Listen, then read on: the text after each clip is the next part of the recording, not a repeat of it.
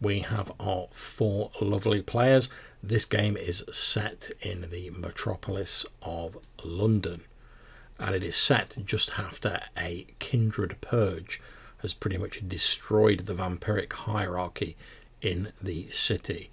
Unfortunately, the vampires have got a little bit too secure in their position as Lords of the Night of London, and not really understanding modern technology, the humans started to notice a few things amiss, and gradually a number of disparate agencies coalesced into something called Operation Antigen, or as it's known via the slang of the kindred, the Second Inquisition.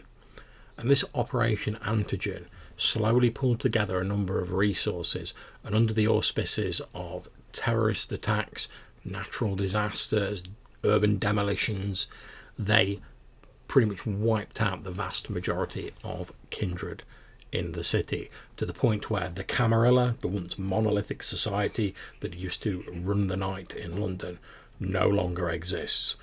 And what does exist is a patchwork of smaller areas dotted around the capital that are looked over by what are called kindred landlords. And these kindred landlords only hold on to an area that they can hold on to with their power and or force of personality, whilst also trying to stay below the radars of Operation Antigen, who, whilst they've relaxed a little bit following their massive purge of kindred, they are still out there and they are still on the lookout, to the point where most kindred don't use public transport, the underground, and they try and stay away from CCTVs as much as possible, which is very difficult, certainly in the centre of London, to the point that most kindred have gravitated towards the outer boroughs of the city. And that's where we're going to start with our coterie this evening. They've managed to lay claim to a small city block in the borough of Barking. They have a number of interests in there, including the Astro Club, that's a rave club that's well known to those who are in the know. And they have a number of other influences throughout the area. So I'm going to ask our players to just give a very brief introduction of their characters. So we'll start with Johannes, who's playing Seth Morgan. Oh, hello. So I'm playing Seth Morgan, and Seth was an agent of the previously mentioned Operation Antigen, and was one of the first, I suppose, casualties of the secret war waged on the Vampiric Society of London. And he was more or less picked up by one of the vampires that has since been torched by the Inquisition, to be used more or less as a buffer against the Second Inquisition. However, that didn't work out, and Seth was left being what he had thus far tried to uncover and destroy. Okay, thank you very much. And next we have Greg playing that well-known rave master MC Supernova.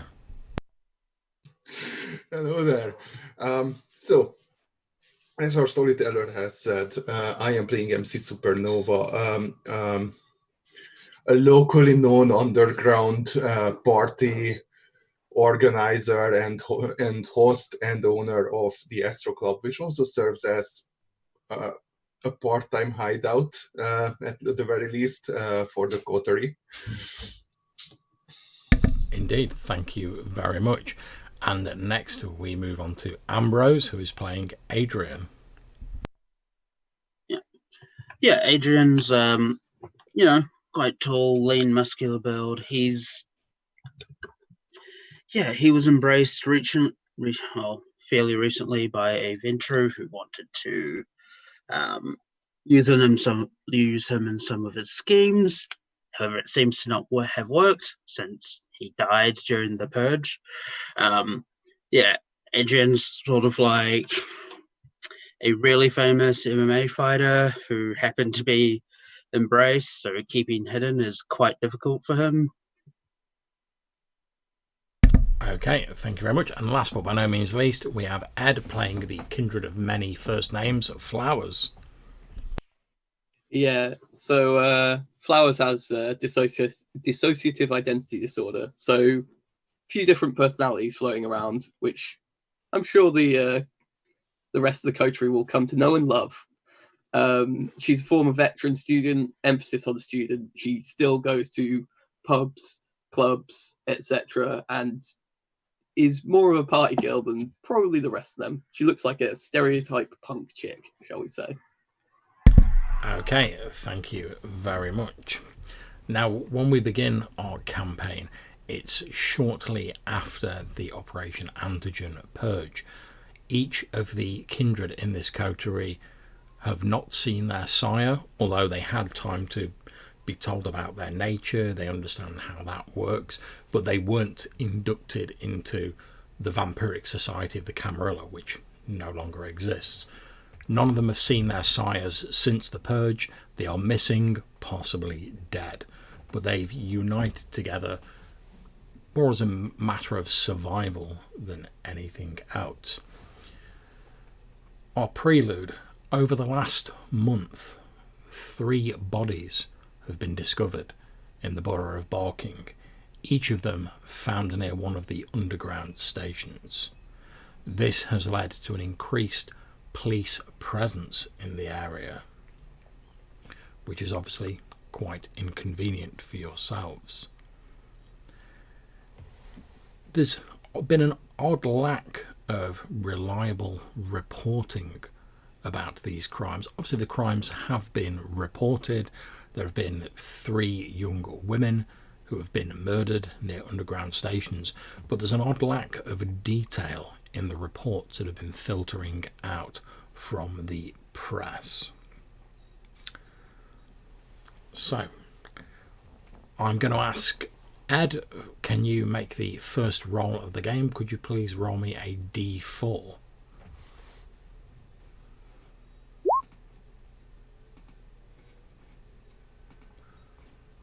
Okay, splendid. Thank you very much. So, Seth Morgan, you wake up in the evening, so if you would like to make me a rouse check. Alrighty then. Okay. Yep. That's fine. So you wake up in the evening. Where does Seth normally sleep? Normally it's this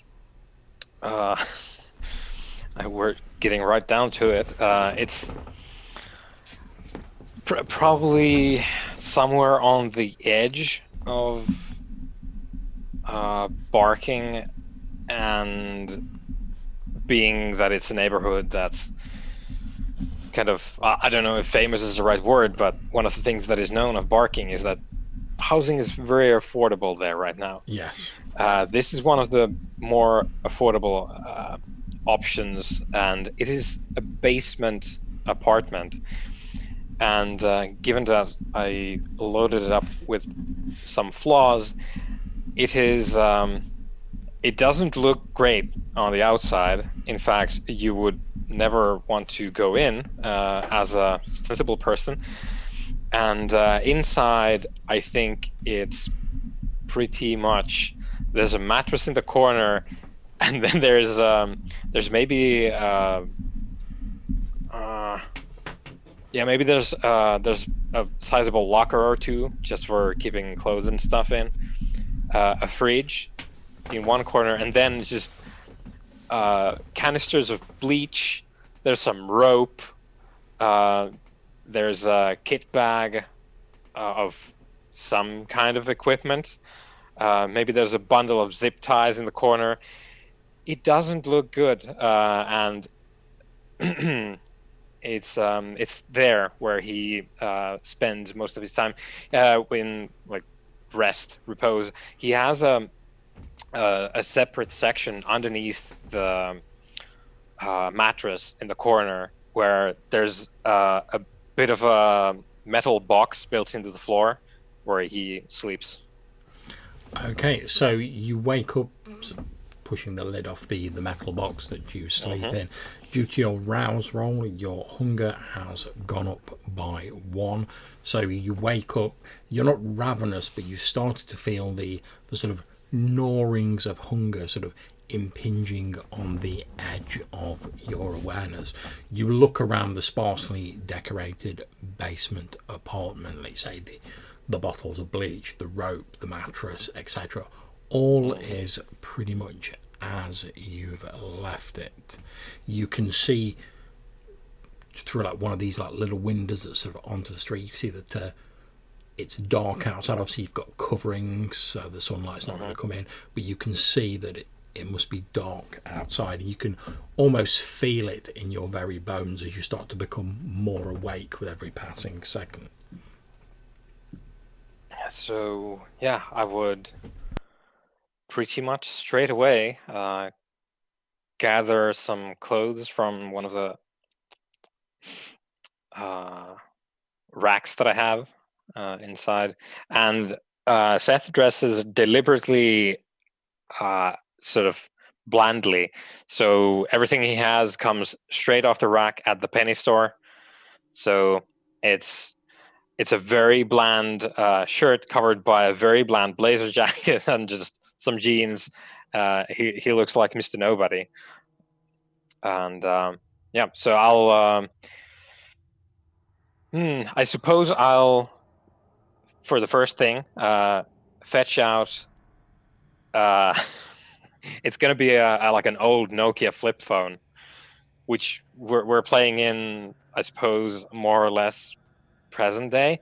So Yeah. old Nokia flip phone, and he has like chopsticks from Chinese takeout, and he's like pressing the power button with them and waiting for it to boot up to see if there's any text messages left from the other members of the coterie. Okay, so I'm going to turn this as you get the like boom boom boom of your like ancient mobile phone booting up. I'm going to turn this over to the rest of your coterie. Given that everything that's going on, like say the increased police presence in the area, these murders, obviously everything's a little bit tense in the borough at the minute, would any of you have left any text messages for Seth? I'll say that I probably did. Like, I probably initiated like a group conversation, just saying like, "So are we going to do anything about these murders and increased police presence?" And that was like the last thing I sent before I head to sleep for the day.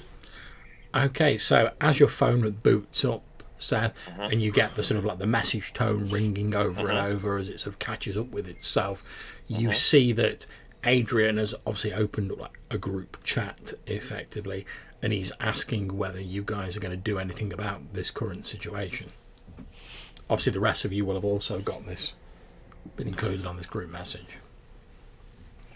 Has anyone replied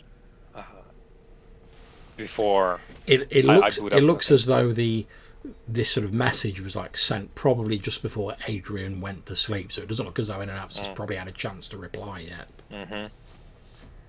Right, so let me quickly refer to the map.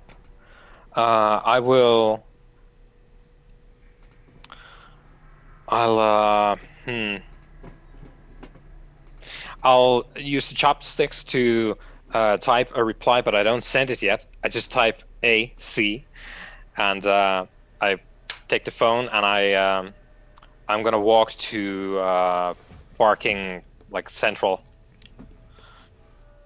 and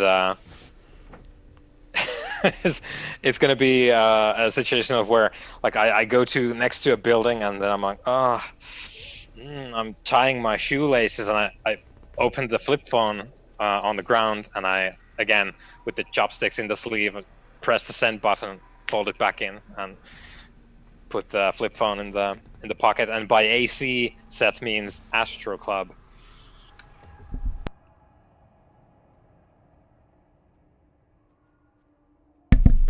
Which is where he intends to go next.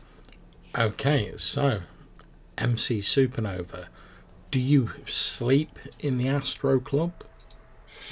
No, I do have a small apartment about 2 blocks from the club itself. So it's just basically a short walk. Okay. So as you're waking up in the evening, I assume you've got a mobile or something similar. As you're waking up in the evening, you will also see this group message from Adrian, and then Seth just saying AC in response, which you will have known because you'll have used this shorthand previously. That is referring to basically meet at the Astro Club.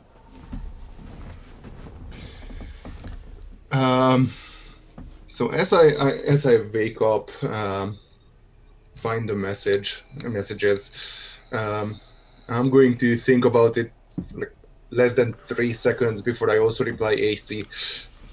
Okay. And then get ready to head out. Now, can I ask you to please make me a rouse roll, Of course. MC Supernova? Okay, so your hunger rating has also gone up by 1, so mark that on your character sheet. Now, you're not ravenous yet, because you've only got a hunger rating of 2, I believe. But as I described with Seth, as you're waking up, obviously you've had to use some of the stolen blood that flows through your veins to animate yourself as you wake up in your apartment. So you're starting to just feel the vague sort of gnawings of hunger on the sort of edge of your awareness as you get yourself dressed and you start heading out of your apartment. Okay. Flowers. You also see the text messages, the response from Seth saying AC, and then MC Supernova responding with the same. So I think Flowers is probably like passed out in like a public toilet somewhere. She's just there, like she's clearly vomited, and she's like, "Oh, fuck." Okay. Gets out of the toilet, opens the door, and she's like, "Oh, I'm already in the Astro Club. That's useful." Splendid. Okay, not a problem. Can you please make me a rouse roll as well? Yeah. Okay, so your hunger has also gone up by 1. You're starting to feel a little bit hungry. I'm starting to notice a theme here. Okay, so we've got Seth, MC Supernova, having responded, going to the Astro Club. Flowers is already in the Astro Club. Adrian, obviously you've woken up having... Well, where do you wake up? So I was thinking a nearby sort of the motel or hotel, like the fanciest one that's nearby. Look, if you have money, might as well spend it. And I've kind of just used celebrity status to like complain to make sure that I have got like blackout curtains for the room and stuff like that. Like to pretend that I was like really particular as opposed to might will kill me. Yeah, that's absolutely I fine. Like you say, you've got the money to back that up. They're more than happy to acquiesce to your demands. Yeah. So I wake up, like, see the message, and like send like emoji of a goat, and and then I basically like.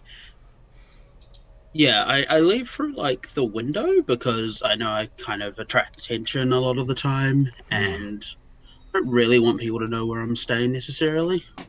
And that actually has nothing to do with being a vampire. No, that's very true. And in fact, as you're leaving your sort of hotel boudoir, I'm going to ask, could you please make me a let's say a Dex stealth roll? Oh yeah.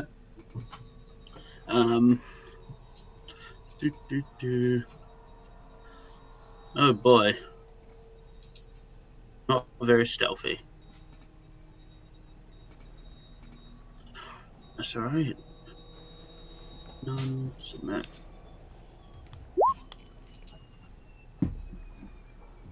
Yeah, that's fine. You've got a success.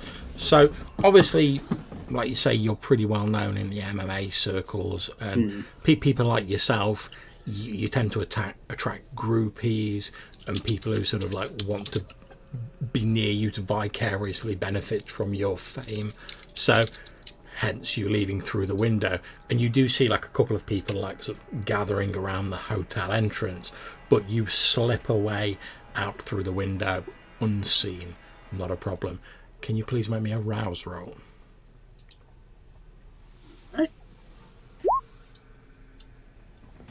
Okay, you are absolutely fine. Your hunger stays at the same level.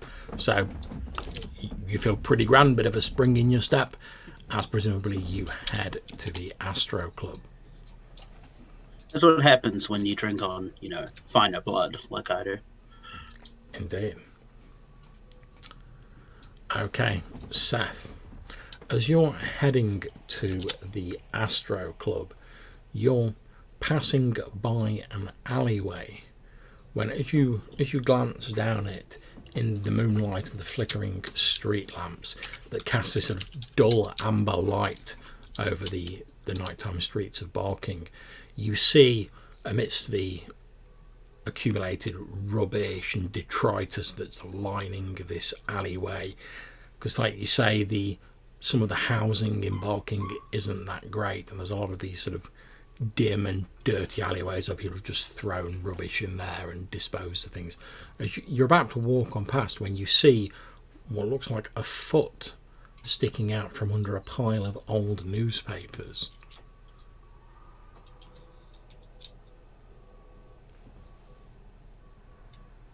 You muted.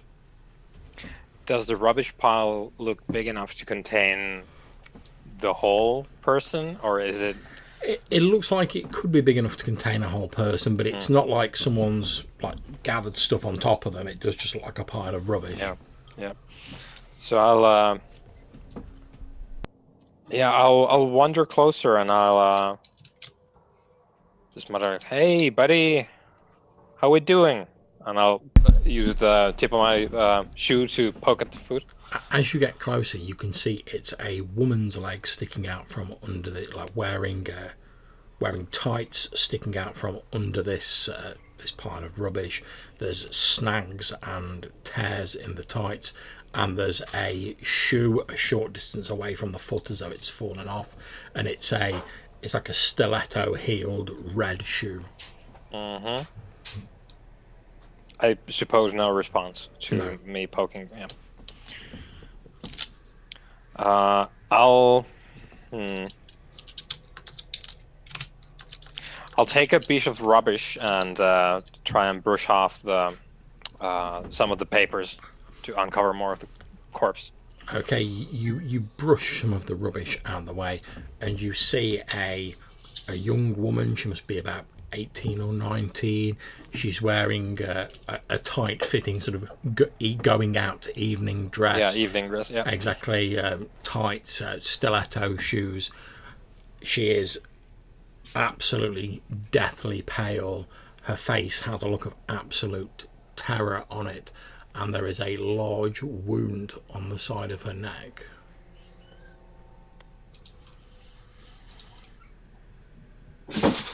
Is there a manhole cover in this alley? Not as far as you can see, no. All right.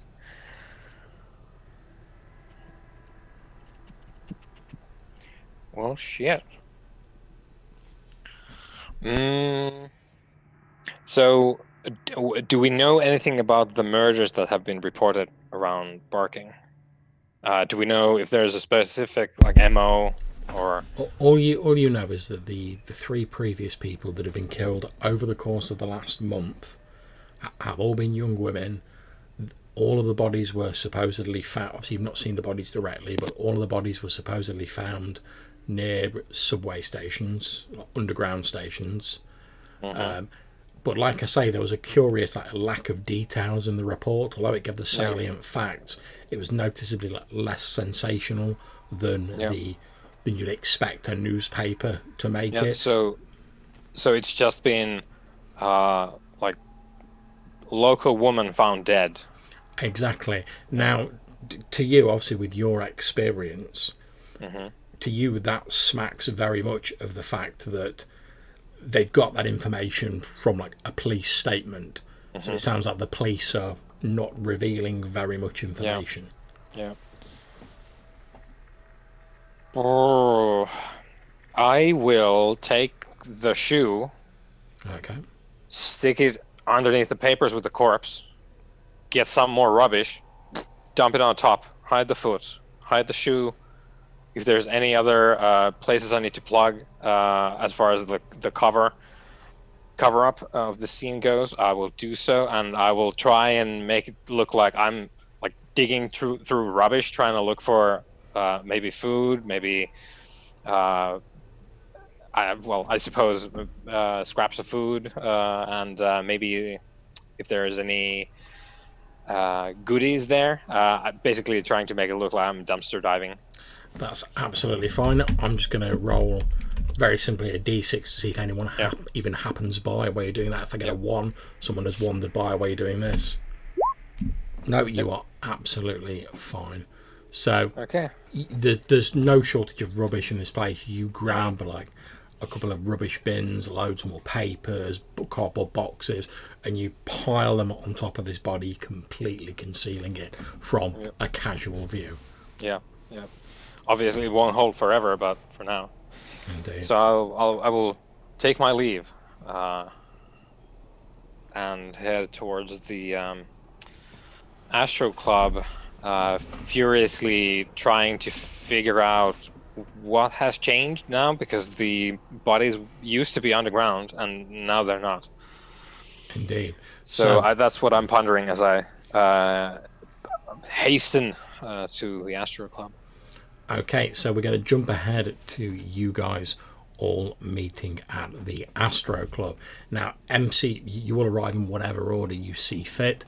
However, MC Supernova, as you're walking in, obviously your club has like doorman, security, stuff like that. As you're walking in, one of your security guards sort of sees you walking up, and he nods to you, and he waves to attract your attention. Yeah. He says, "Look, boss, I'm sorry to bother." He says, "I've seen that reporter snooping around again." He says, "Obviously, I told him to get lost and sling the rope, but just thought I should let you know, boss." Cheers, Paul. Not much we can do about it, I guess. I mean, No, he says, unless they try and break in or anything, like legally, we can't do anything about it. I mean, it's a public street, isn't it? short of shooting the guy, that's a joke. He sort of goes at it, and then he's like, "Oh yeah, cool, yeah." Yeah, thanks for that. Yeah, no problems, boss. I'll let you know if I see him again. But like I said, I told him to get lost, so. You're doing your best. Thank you.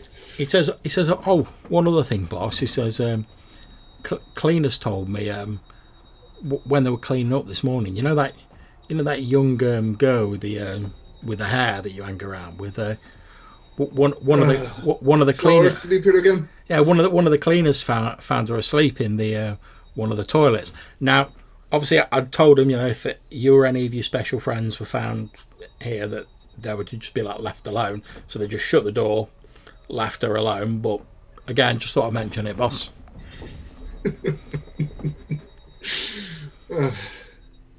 I'll deal with this. Thank you. And I'll just walk in. Yeah, no problems. And he sort of you hear him getting onto his walkie-talkie to tell the other security bots that obviously you're now on the premises, etc. Just the normal, and then the normal routine chat just to make sure everything's secure, and you walk inside. After a few moments, your coterie mates, Adrian and Seth, start arriving. Obviously, Flowers is already there when you get there. And what sort of area would you hold your coterie meeting in MC Supernova? What would it be? Okay, like? so Astro Club itself, I imagine there's no gig on tonight specifically, but well, that's entirely down to your discretion. But maybe later on in the week. So Astro Club itself, as one heads downstairs, this would definitely be a basement area, very well soundproofed as well. As one heads downstairs, the entry hall below a short set of stairs leads into the club itself, which has a bar on one side, and it is fairly dark with various lights, just like spotlights, just patrolling the area. Like painting the walls in all sorts of neon colors, fitting MC's own visual appearance. And then there must be a VIP lounge beyond that for like a select few of like closest fans and all that. And for our little enterprise separately, there would be a different door which goes to like a management area, which holds my office and a separate, very secure, like a meeting room of sorts. But that is behind a very heavy door with like a number lock and all sorts of security measures. Okay, so after a few minutes, you're all gathered around a small table, like comfortable table, chairs, etc., in this management meeting room that MC Supernova has set aside in the Astro Club.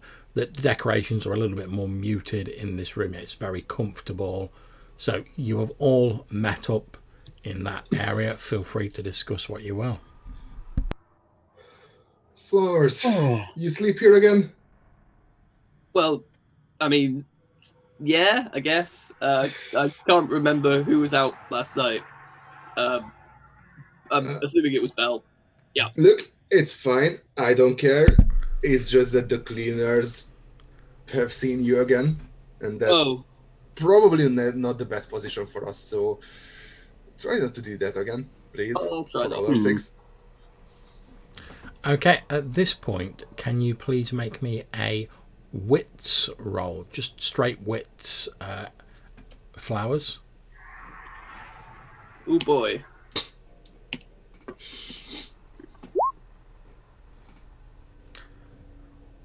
Okay, that's absolutely fine. So, as you're sort of saying, "Oh, I don't remember. Yeah, I'll try and make sure it doesn't happen again."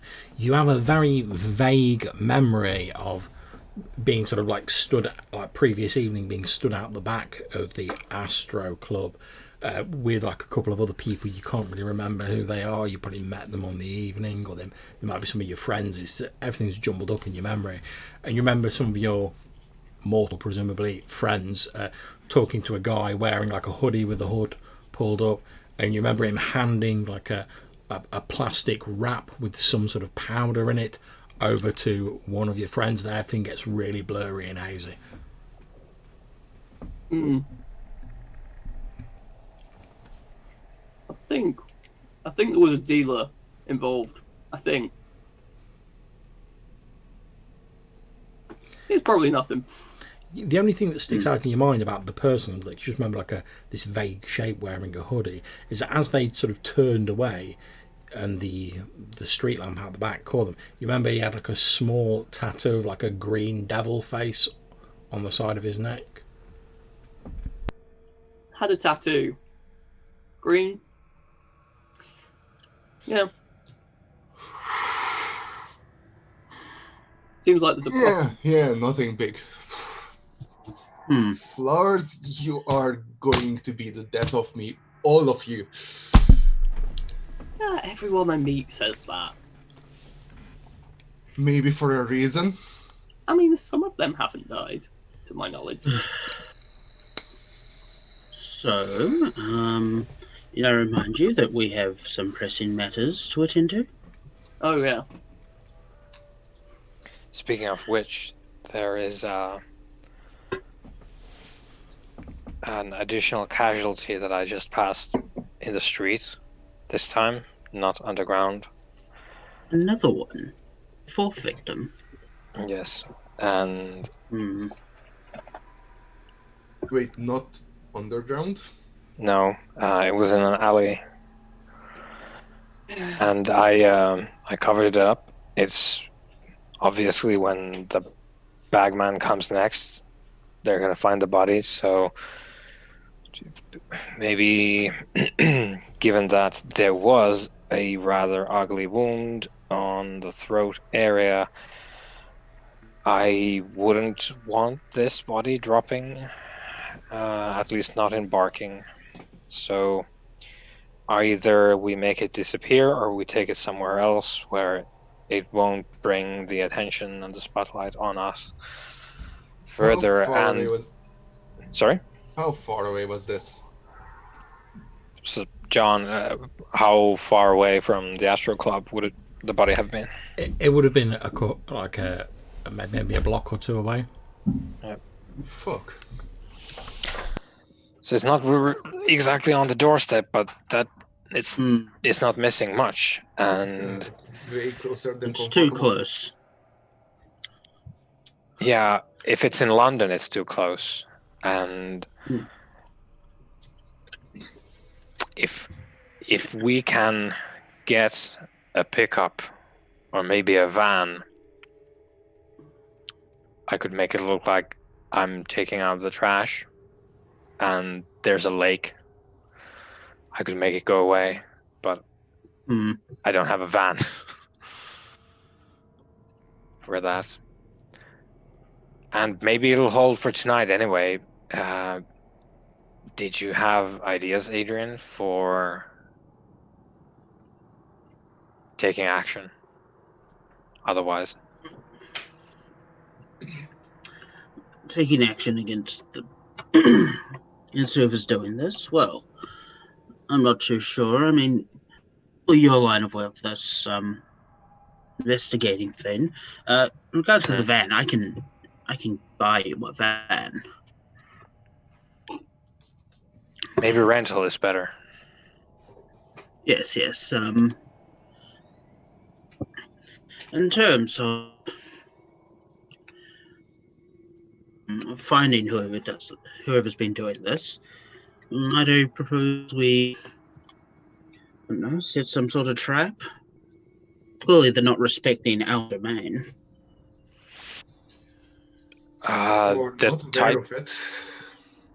The type seems to be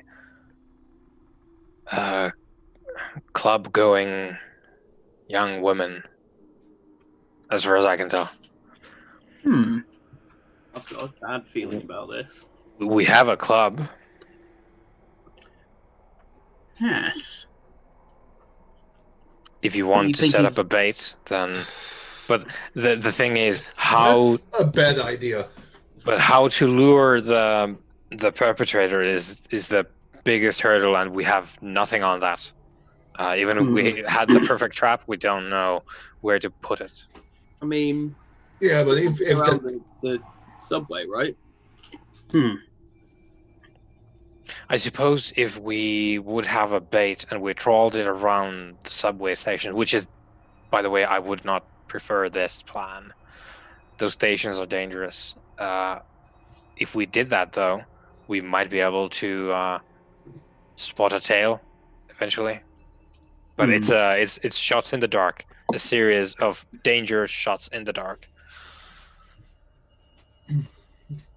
You're interrupted at this point by a knock on the door of the management meeting room. Who is it? It's me, boss. You are the head of your security. Back in a sec. I'm going to step out, close the door behind me, and talk to the guy that way. He looks a bit exasperated and a bit sort of flustered, like there's a bit of colour on his cheeks. And he's like, boss, that reporter's back out the front. It insists on speaking to the owner. I've tried telling him to get lost.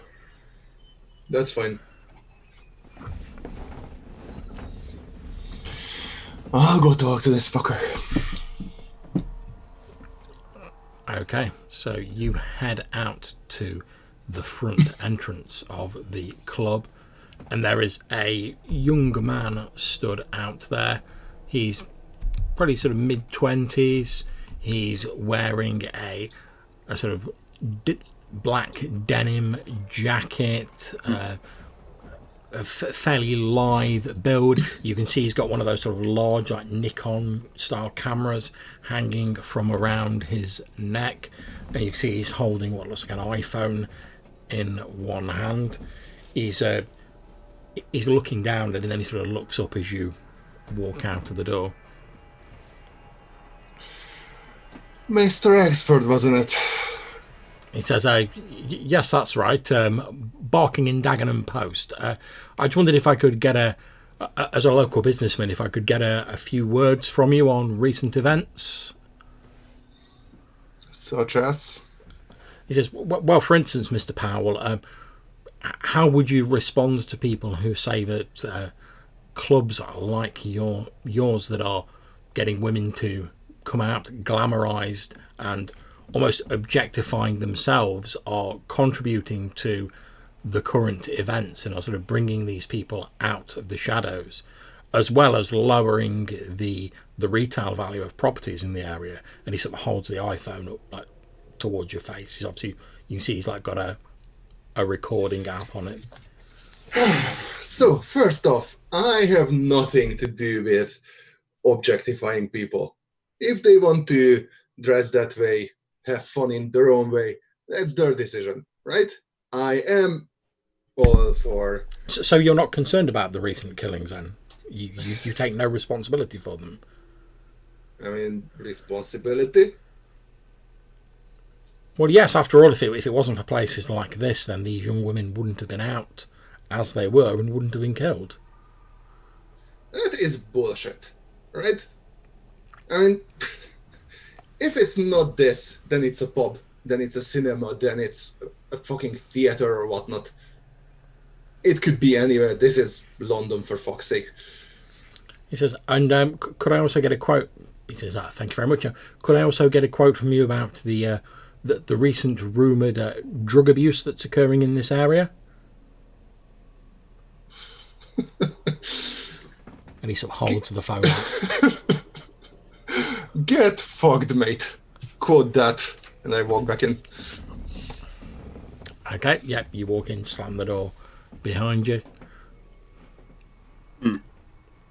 You having problem? Just the usual. That fucking paparazzi at it again. He's been doing this for months, really. It does strike you as a little weird. Like you said, this is by far not the first time that you've seen Mr. Axford in the area, and you certainly know that he's spoken to a number of people who've been like coming out of your club, as though for whatever reason he's determined to find some fault with the Astro Club. You're not sure why, but obviously it's becoming a bit of a nuisance for your patrons, and now he's obviously questioning you directly, and he's trying to link you up with drug use, falling retail values, these recent murders. He seems determined to find something that he can blame your club and places like for, which strikes you as a little bit odd. I mean, you don't recall like wronging him personally in any way. A job's a job, I imagine. Nothing I can't handle anyhow. Yes. Well, you don't need me to rough him up then? No, absolutely fucking not. If you do that, if I mean, you know how hard it is to resist the urge to just kick his teeth in? The guy's Yes. a complete pain in my arse, but he's just doing his job, and if I were to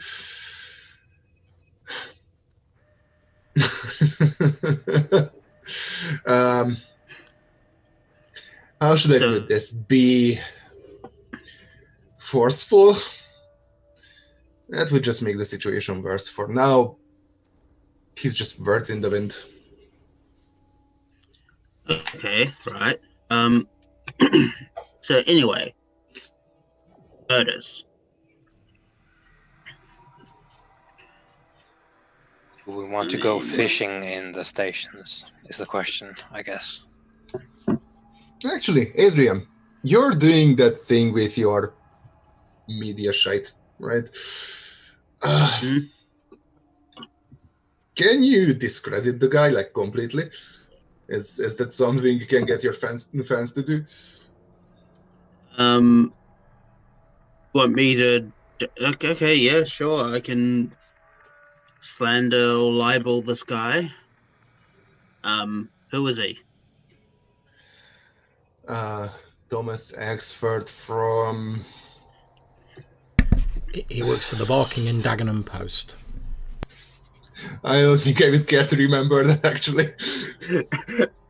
One of the local papers. So I'll take out my iPhone and I'll like see if I can like look him up and assume I have like a large Twitter following. So if I can find any reason to, I guess I'll just like give him a call out post or something.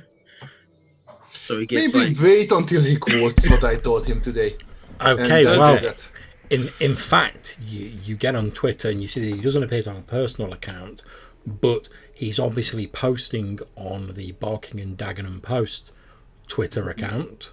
And as you look on there, you can actually see that he's already quoted, like probably as he was walking away on his iPhone, he's already quoted MC Supernova. And you see a tweet that says, local pub owner shrugs off any responsibility for problems in the area. That sounds like me. And then there's like So there's like a little like MP3 clip underneath it. okay, I respond, just say like I call up for like attacking a small business for unwarranted and say that their paper used to be good but now it's just trash. Okay, absolutely fine. So, yeah, absolutely fine. You start a Twitter storm about Mr. Axford. Do you click on the MP3? Sure. Okay, you click on the MP3 and it's basically just an MP3 of like the end of one of his sentences saying, "Oh, Mr. Powell, what do you say about this?" And then it's MC Supernova going, "Oh, look, just fuck off."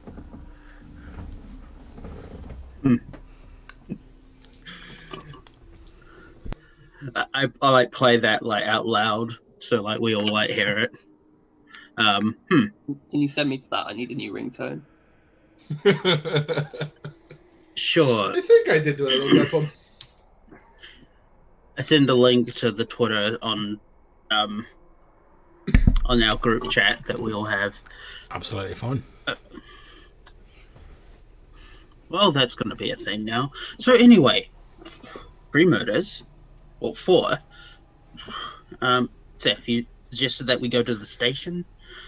Yeah, if we want to, we could try the bait fishing thing in the stations, I suppose, where the bodies have been dropped, but I don't particularly like that because of the CCTV options and the increased metropolitan presence in the area. And I can just go and have a poke around. They're not going to find me.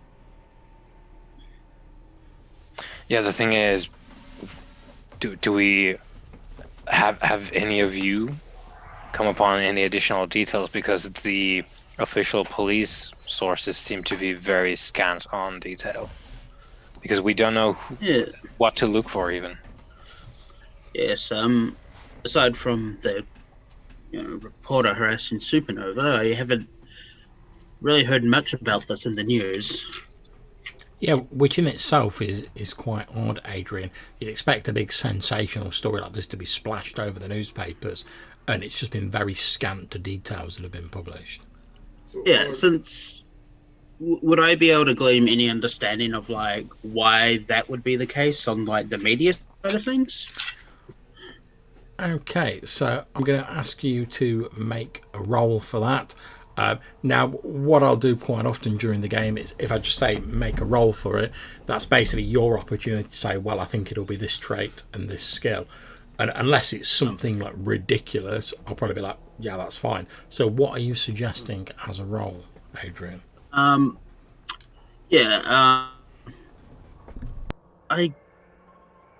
guess like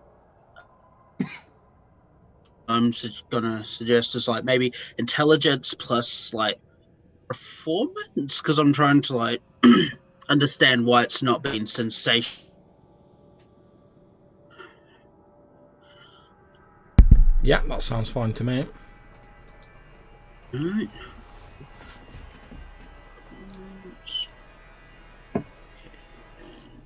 Intelligence. Single success. Okay, so you're not entirely sure, but rather like Seth sort of reached this conclusion, you expect that given the lack of information, it's probably they're only really going on the official police statements, which tend to be very factual. So you expect that, I mean, maybe that's even why Mr. Axford is not grubbing around. Perhaps the press are trying to find other avenues to get information because the police aren't telling them much. Why the police would want to keep that information on the down low, you're not entirely sure. Is it like I guess also so under normal circumstances would the police like actually tell the reporters quite a lot? Well, in a lot of cases like this, the Metropolitan Police would try and use the press to try and help with their inquiries, so they'd be asking people to like provide them with information in the hope they could catch the person responsible more quickly, whereas that doesn't seem to be the case here. Seth, do you think this is your old friends? Are we? What friends are we talking about? Well, from what you said of the body, it's very obvious one of the kindred who are doing this. Therefore, two people who would suppress this information. Yeah. And we're not doing it.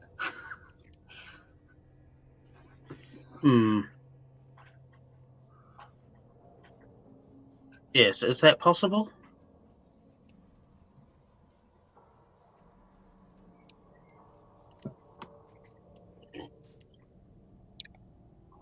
I suppose anything's possible. Especially given that we have almost nothing to go on. And let me highlight the fact that it could literally be anyone putting their boot on the Metropolitan. It could be kindred. Still tastes like shit. It could be that, or it could be just the station chief of whoever's being called the operation nowadays, and it could be the police chief looking to smooth things over. It could be the mayor's office. It could be the parliament. Any one of these instances might have an interest in making this one real quiet. So we've got two choices. Either we can go in and poke around in the subway, which I don't think any of us are particularly keen on, or we can go get more sources of information, and I think the best way of doing that would probably be one of us talking to the police in a persuasive manner. Alright, so can any of you pull off a really good investigative reporter act? Not with this hair, I can't. Because I can give you some names probably that might talk to you if you got the chops. Any of you go to theater class, school, club? I did, but I wasn't very good at it. Because I think obviously I could go talk to some folks, but I'm not supposed to be here anymore, exactly, and I'm not supposed to turn up at their door. So that's, I would say, the last option. But I could direct you to someone. You could do it. Oh, yeah, I'll do it. Why not? I can be quite persuasive when I want to be.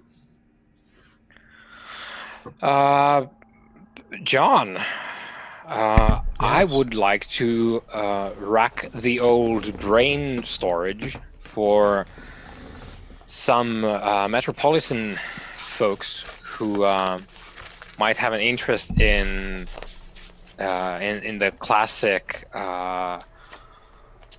sort of news being one of the pillars of a free society, and distributing information to that end. Okay, so are we talking about someone who's in the police? Yeah, someone who's in the police who could leak some info on these cases. Well, obviously, you know that there's young Rosa Miller, who's a contact of yours, who's working with the Metropolitan Police. And if you wanted to go a little bit more extreme, there's obviously Miss Kamal.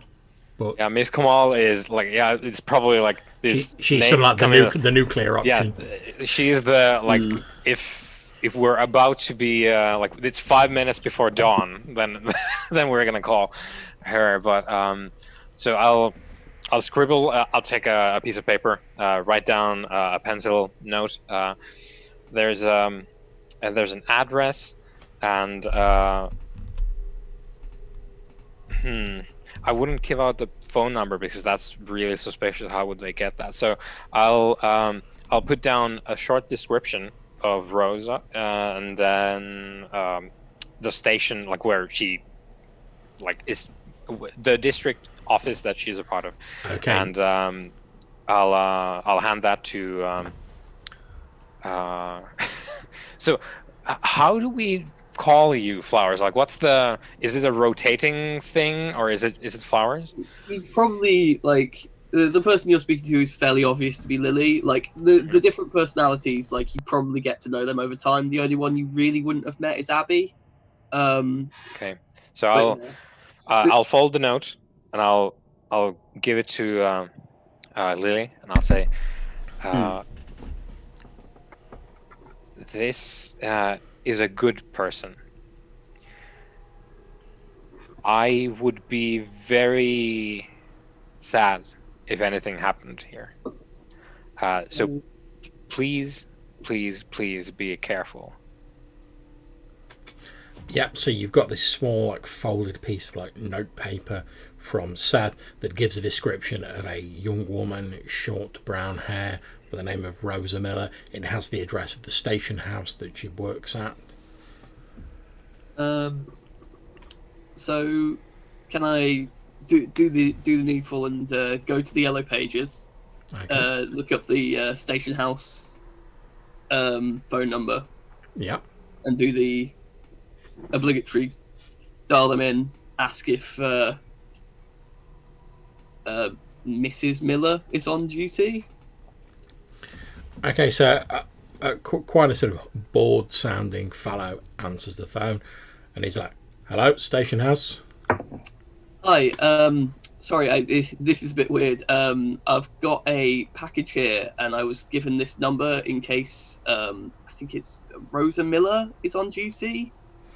Hold on a second, and you hear like the voice go muffled as they obviously put the hand on the phone, and you hear it in the back going, "Rosa, someone on the phone for you. Something about a package." And then everything goes quiet for a few moments. Then you hear the phone being handed over, and a young woman's voice says, "Hello, Rosa Miller." Hi, sorry about the slight subterfuge, but I got told that you're the person to talk to because I've been hearing rumors about like these murders or what have you going on in the area, and I've been looking at the police reports and they're not exactly helpful. And my sister hasn't come home in like a day and a half, and I'm kind of worried. Is there any additional information you could give me? Well, look, I can assure you we're doing everything we can to find the people responsible. We're advising people to stay at home unless it's absolutely necessary for them to travel. I'm afraid I really can't go giving out any other information that's in the other than the official statements. Look, I'm really sorry for your current situation, but well, I'd get in ever so much trouble if I was to reveal any more information. Can you tell me? Is it like I've heard rumors about like gangs in that area? Some like Oriental people and whatnot. I don't know. Look, this may have nothing to do with the case. However, we are investigating a gang known as the Green Devil gang that are at work in Barking. They're a small time drug dealing operation. They might have nothing to do with it, but obviously we're looking at all suspect people who are operating in the area of Barking. Okay. We've heard rumours that they've been trading in an area and again the voice goes muffled. It's just talking. Frank, what was the name of that club? Right, okay. We've heard rumours that this Green Devil gang are mainly dealing in the area surrounding a club known as the Astro Club. Oh, I don't know it. I need something to tell my parents because they're aware that my sister's not been around. If you could get anything to me, I'd be really appreciative. Okay, at this point I'm going to ask you to make some form of social role to try and persuade her. I mean, perhaps I think manipulation or charisma persuasion might be appropriate. I would like to roll charisma persuasion, I think. That's absolutely fine, go for it. Now time to work out how Roll20 works. That's fine, take your time. Tribute charisma, that seems about right.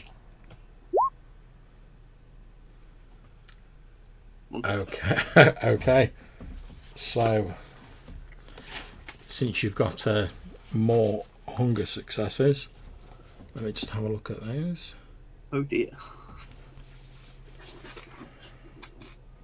Okay, you're all right because a messy critical only happens when you've got like 10s on your hunger dice. So that's not a problem. However, as the evening's going on, you are starting to, although your hunger rating hasn't increased per se, you are starting to feel more hungry. You've not hunted this evening. It's maybe lending a little bit of sharpness to your tone. It's sort of that hunger's like creeping into your very voice. However, because of your success, Detective Miller, or PC Miller, sorry, obviously takes it as the fact that like, the reason you're getting a bit annoyed is because obviously you're worried about your sister. So she sort of, it reinforces the fact that you need to get this information. Just look, I probably shouldn't be telling you this, but all of the victims so far have been found either in or adjacent to subway stations, to the underground. I would advise, if your sister uses the underground regularly, that may be a problem. We're trying to subtly put the word out that people shouldn't use the underground unless absolutely necessary, but obviously we're trying to avoid a panic at the moment. That's the last thing we need. Okay.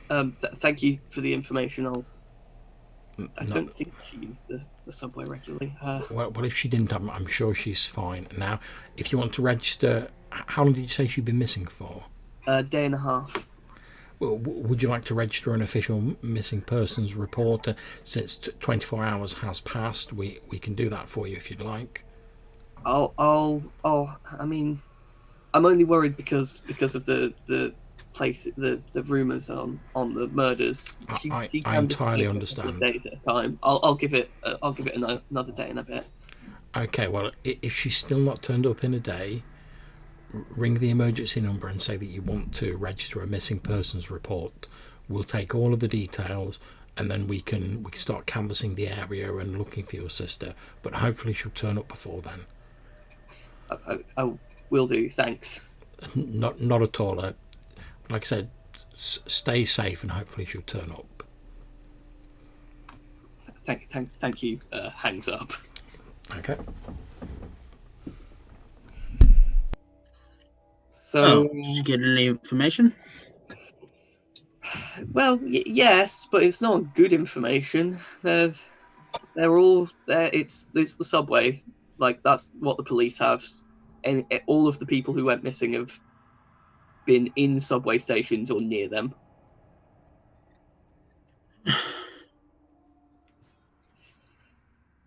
I think we should probably investigate that then. Oh, also, Supernova. There's apparently a gang operating outside your club, and the police are looking into it. What? Yeah, you remember that green tattoo you told me about? Oh yeah, Those are the guys. yeah. Just thought I'd point out that the police know about them.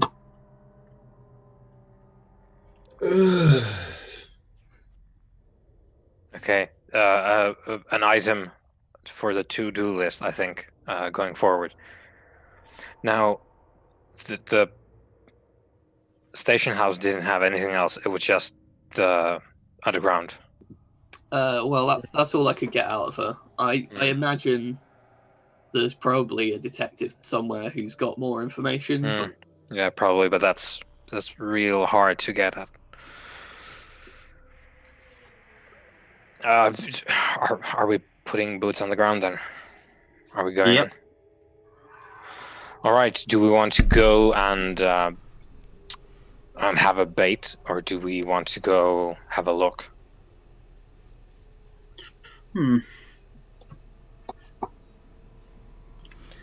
As you're pondering this, Flowers, your mobile phone starts ringing. You look at the display and it says Charlie on it. Oh shit. I immediately answer it. You hear a slightly blurry sounding voice on the other end. It'd be like, and would she refer to you as Lily, or how would your friends refer to you? She'd probably refer to me as Flowers if she didn't know. Okay, so the phone answer, and you hear the blurry sound of Charlie saying, oh, what time is it? Well, I mean, it's about time for me to get up, so about 7-ish. Oh, God, how much did we have to drink last night? Not that much. I think we had other stuff though, from what I recall. She says, "Oh yeah, that guy out the back of the club. God, what time did you get home?" I mean, home is relative. So let's say in a few hours. Oh Christ, like that is it? Right. Well, I suppose that would explain this. And you hear like a sound like crinkling cellophane and he said that I found it stuck to the side of my face when I woke up this morning. Yeah, probably. It smells like a cat's pissed in it. I mean, I can't promise that they didn't, let's be honest. Oh, I don't even know what persuaded me to buy that shit of that guy. Anyway, in the bin it goes, and you hear like the sound like something being thrown in the waste paper bin. Anyway, I just wanted to call to check that you're okay. Like I said, I've only just woke up. But yeah, it's dark out already. Yeah, it's one of those things, isn't it? Oh, yeah. And anyway, glad to hear you're all right. Take care. I'll catch you soon. I'm going to go and get the world's biggest cup of coffee. Take care, Charlie. Dude. Yeah. Okay. I'm starting to dislike these, what are they, green devils? Drugging me, that's fine. Drugging someone I like. Actually, in fairness, Charlie's probably had similar drugs before. But... So, does anyone know anything about them? There's some kind of gang who deals drugs outside of Nova's club. I'm going to guess that he might have more info. So what kind of substances are we talking about? Well, it was white powder about in a packet like that. So something to do with memory loss as well. Could be a few things. Now, I will tell you guys, if any of you want to try and pick up on what the word on the street is about these people, you would get a 1 dice bonus because of your domain. I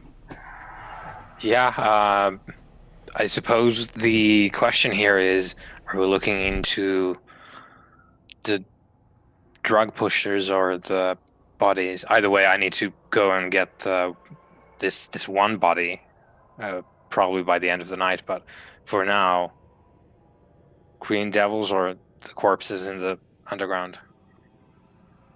It's got to be the corpses, right?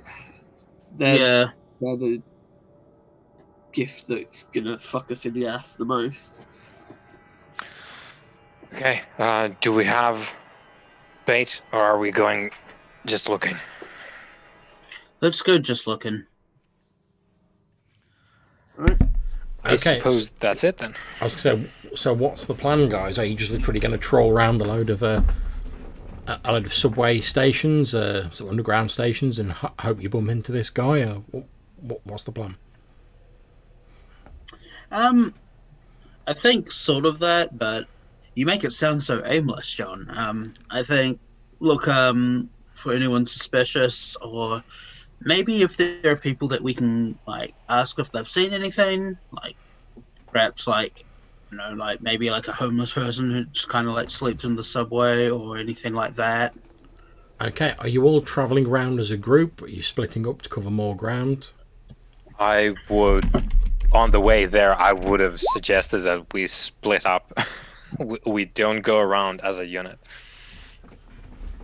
Alright. But obviously, like that's just Yeah. Seth. I think we should split up.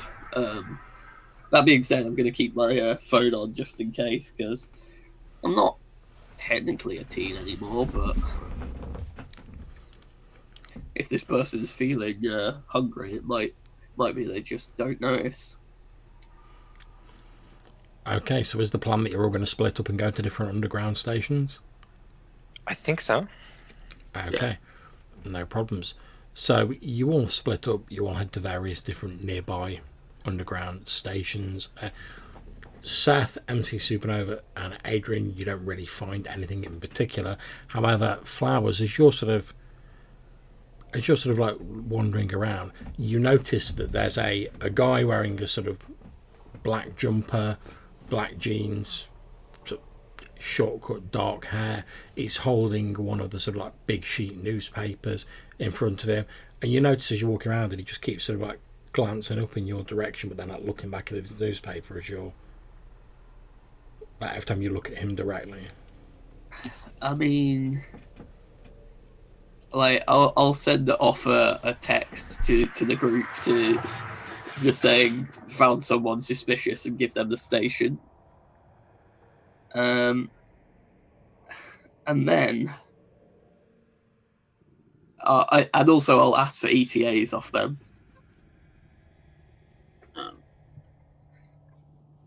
So But you're all in the sort of like the local area, so you can all pretty much be there within sort of like 20-25 minutes. okay, I'm gonna overestimate my abilities, say 10 minutes, and do some hardcore vampire parkour to get there as quickly as possible. Now, when you say hardcore vampire parkour, do you mean like discipline use parkour? Yeah, I have lips so I can like automatically so I can automatically jump like 3 meters vertically, 5 meters horizontally. Okay, now I'm going to assume that you're, given your hardcore vampire parkour, that you're probably not all that stealthy about this. Now, obviously, even you would know that someone like leaping off walls and like leaping like 3 meters into the air and stuff like that would raise eyebrows, to put it mildly. Yeah. I was thinking, obviously, I'm not going to be like, okay, I go in a direct line. Yeah. I was thinking, like, go in an alleyway, scale up, like, a building. Actually, how big all of the buildings are here? There's a bit of a mixture. As you get nearer to the centre of London, there starts to be more like tower blocks and stuff like that. However, in the area you're in, it's mostly sort of like cheap, low rent housing, so like 1-2 floors. Oh, okay. In that case, I'm just gonna like, kind of sprint there and like, not overly like, not like running on rooftops quite, but like jumping fences and stuff to like cut through like places to go as fast as I can. Yeah, that's absolutely fine. So you make it to the station that Flowers is in 15 minutes. You arrive before anyone else. As I see Adrian enter, I'll be like, well, if this guy is a kindred and he kicks off, Adrian can probably like kick the shit out of him. Indeed. So I will literally just walk up to this guy and like do the like take the top of the newspaper and just move it down slightly and go, hello. When I see you're doing that, I kind of like pull up my hood and like watch intently. Okay, so as you go to do that, Flowers, and Seth and MC Supernova, you're just sort of like coming down the steps to the station, so you see this unfolding. So as you go to do that, Flowers like pulling his newspaper down. He actually goes like that and goes to like move you behind him.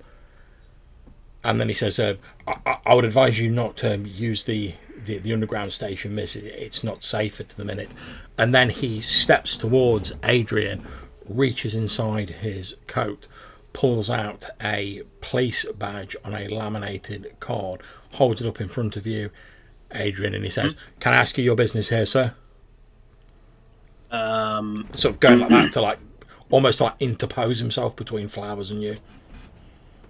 All right, I pull my like and just say, I'm just wandering through. It's a free country.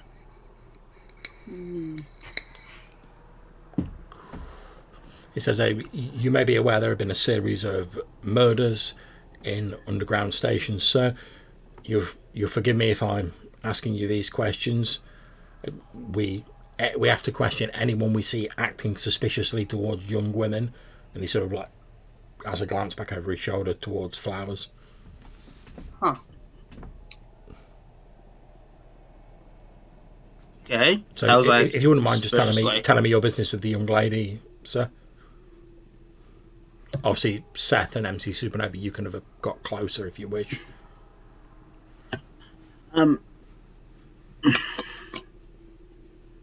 I just like don't want to deal with this, so I just say forget. Right, so and use like you're busting out a bit of that dominate on him, are you? Yeah. Go to the dominate. I just don't even want to like think of a cover story. Why? Lois looks like he was about to speak, and then as soon as you say that, she just face palms behind the guy. Okay, so it doesn't cost you like a rouse check to do this. However, you have to make a charisma dominate roll versus my wits and resolve. Now, I'm just going to check this with Johannes, because I know you're quite familiar with the rules. Yeah. Is it a roll versus a roll, or is it just versus the rating? It's basically... actually, I think there's a clause in there about dominate that these sort of like commandment powers that unless it's a vampire, if the human isn't expecting... you are absolutely right. No roll is required against an unprepared mortal victim, and the duration is indefinite. So, according to this, the victim forgets the current moment and the last few moments. So he sort of stops midway through being about to speak to you. His mouth hangs open for a few moments. Then he tucks away the card, pulls up his newspaper again, and sort of takes a couple of steps back and stands there like he was doing before. Then you notice he glances at Flowers and he says, excuse me, miss, it's not really safe for you to be here. I'm not sure if you're aware, but there's been a number of murders in the underground stations. I'd advise you to be on your way, miss. And he takes out his police badge and like shows it to you like it's the first time he's got it out. Okay, what station should I be avoiding? Is it just the ones in the local area, or...? We're currently advising anyone to only use the underground stations in Barking if it's absolutely necessary, and if at all possible, not to go there alone. Cool. Thanks. I'll just be on my way then. Okay, stay safe. Will do. And he tucks his newspaper under his arm, puts his police badge away, and he sort of starts walking down towards the far end of the station.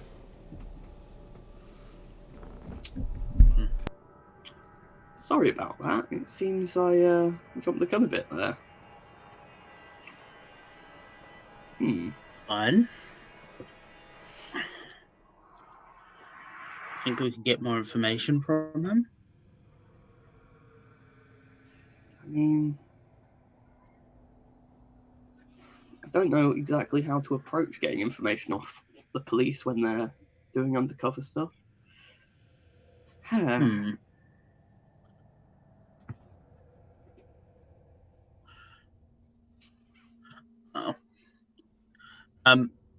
The other two are here?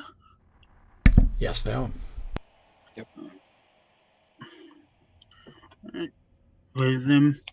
Alright, so all we know is that they have police looking, guiding these locations. I mean,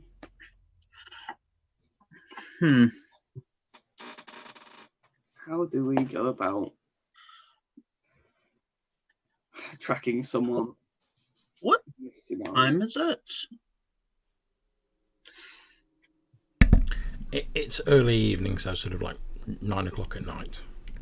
Okay. Maybe we should just be at the Astro Club and looking out for anyone who seems to be suspicious there. Maybe this person is finding people at clubs and following them home. No, because they have to be using the subway to get around. Which Yeah, means... following them home, intercepting them before they get... But the thing is, that would mean that the police would be able to track them via the cameras unless they can... There is a non-zero chance that this individual has a very particular set of skills that would perhaps sidestep some of these difficulties. Is that possible? I mean, I can do it. By conventional training to an extent, and well, I will talk to you about this later as well. Okay. But as far as I understand it, there are things you could do to negate that sort of thing to some extent. It's not an exact science as far as I understand it. Interesting. Perhaps there's some blind spots in the cameras that they can exploit. Or Also, just to point out, if we use the Astro Club as a baiting location and the plan backfires, it might just attract way too much attention to us. Well, we're not doing anything different, right? We're just seeing if someone, not really setting a date with the Astro Club, we're seeing if someone else is going to use it as a hunting ground.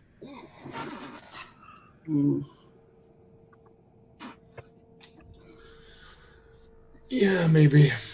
I mean, we could come at this from the other direction and try and work out where they're sleeping.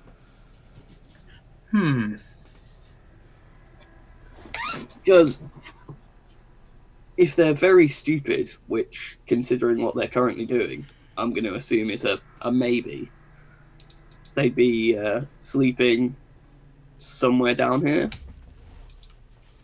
It's a good option if you can make it work. It's probably one of the safest. But you would need to be able to make it work, and that is rather difficult. At this point, I'm going to ask Seth, how would your ghoul, Father Turner, normally contact you? Oh boy. I probably have a separate flip phone for that purpose. or just a message in a locker at the church morgue where I quote unquote work. Okay.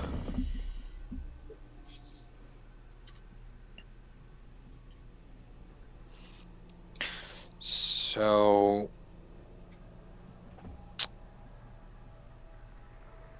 there's far too much ground to cover if we just wanted to look for where someone could stay here. Unless we have some more accurate data on where we should be looking. So I'm thinking we are unfortunately reduced to baiting at this point. Or if we wanted to, and this is very dangerous, extremely so, flowers. If you wanted to, and you don't have to, obviously, we could have a young woman die in very similar circumstances in a subway station. That woman being you, and see what turns up as a result of this thing being an essentially a copycat situation. See who turns up to look. See who the police individuals are who turn up. I could try and gather you up afterwards. However, it would obviously be very much an exposed operation, being that you would need to play dead for a good bit, and we would need to make your body disappear afterwards. Very dangerous, but it's another form of bait we can use. If we don't want to do the club thing.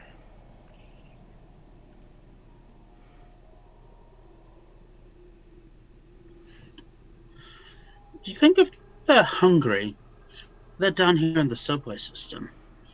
I don't know, just a lot of blood in general might be enough to draw them out, just the smell of it.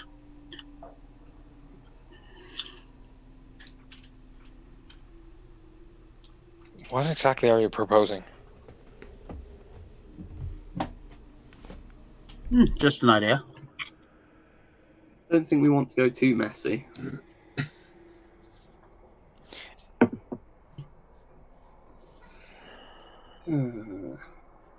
Okay, so if I don't know if you heard, Flowers, but Seth was proposing that one other way you could do this is potentially they could stage a copycat killing with you as the dead person to see who like came to investigate that. Then Seth would sort of like collect your body later on, but he was saying obviously this is more of a dangerous and sort of exposed operation.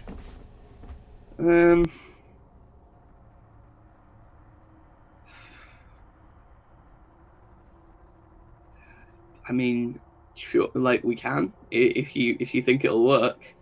I have no idea if it will work. It's just something that we could use to shake something loose, maybe.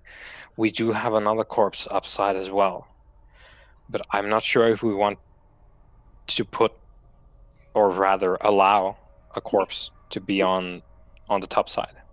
Which station was it near? Was it near any station? Yeah. So no, it wasn't connected. They've expanded. Was there a sewer entrance of anything? No. They've expanded. Or it's already a copycat killing. No. I don't think it necessarily is. I think an actual copycat would have more likely done it in the subway, or rather the underground, because we're in jolly old England. So I think it might have been there instead. I think this is them, or whatever the motive is. This is an expansion of territory. Maybe it's marking territory even. Who knows? So this could be a direct message to us. It could. As you're But saying that, Seth, your second phone on the inside of your pocket begins to vibrate. Yeah, excuse me. And presuming we're still in the underground environment somewhere, I'll go You to. can see the police, the undercover police guy you talked before. He started talking to some like random other like pedestrians, so a bit further down the track. Yeah. So I'll How about we get out of here anyway? I'll go find like a bathroom, I guess. Yeah, that's fine. A subway bathroom. And I'll get the other phone out. Out come the chopsticks again, and I'll I'll sigh and as I punch the keys to see what's up. Or is it actually a call? It actually appears to be a call. Yeah. Yeah. So the father would expect that this is a suboptimal way of contacting Seth, as it was suboptimal contacting Harper before him. But so I'll go there, put it in the. You're reaching inside as you're like walking inside the bathroom, and as the door to the public bathroom opens, you can hear there's a man and a woman stood in the main area of the bathroom, and they appear to be having a blazing row, sort of shouting and screaming at each other in loud voices. The gist of the row that you sort of pick up instantly is that apparently the fella's been playing around on this woman, sort of cheating on her, and she's telling him exactly what she thinks of him and his behaviour, and he's like protesting his innocence, be like, oh, but no, I didn't, and she's just like full bore, like screaming at him and like pointing her finger at him and like shouting at him. I'll fish. I don't have a lot of walk around money or money to begin with. Most of my resources were kind of lost when I was purged officially from the records, and then I was also taken away from the organization that was supposed to look after me after I died. So I don't have a lot, but I have some. So I'll fish around for let's say a bill that is more than enough for a cab fee. So I'll take out you take out like a £20 note. Yeah, a £20 note, and I'll fold it in half, and I'll just walk up to them and it's like, excuse me, friends. It sounds like there's something that you need to deal with. However, the fella turns around and he's like, sort of like pushes you in the chest, just like that, and he's like, "What business is here yours?" I'll just try and ignore him, and I'll hold out the £20 note. The woman's like, "Don't you start on him, Terry. It's not his fucking fault what you did." So I'll wave the £20 note at the woman. I'll just like mouth the word like cab, like go home. She smiles at you, like takes the £20 note, and she storms off, still like slagging off this guy as she like walks out. Yep. And he turns. He doesn't follow her. He turns to look at you, like still looking absolutely furious. And he's like, "What'd you do that for? We could have worked it out." I need to use the facilities, and I cannot do it if you're screaming here. Unfortunately, good sir. Okay, so I'm going to ask you to make some sort of social roll. Also, by the way, I would have retroactively, I would have had Blush of Life as we left the thing. So I'll roll for that now. Yep. Let's see. Rouse. Great. So your hunger's gone up by 1 again? Yeah. Yes, it has. Okay. So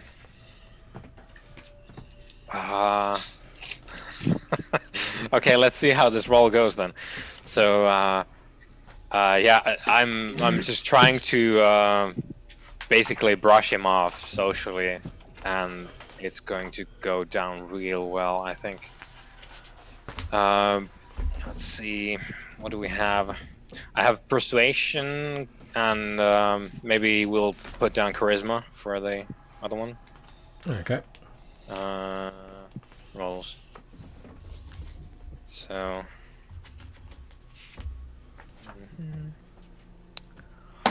Charisma and persuasion. Hunger, yeah. I'm not sure what that does.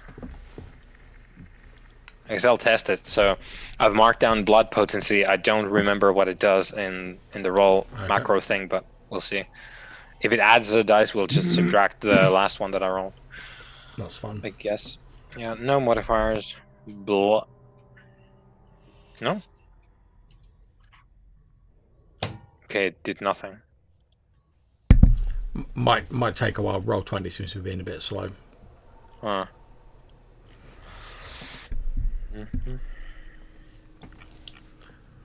So I know the D6 I rolled took a good long time to come up.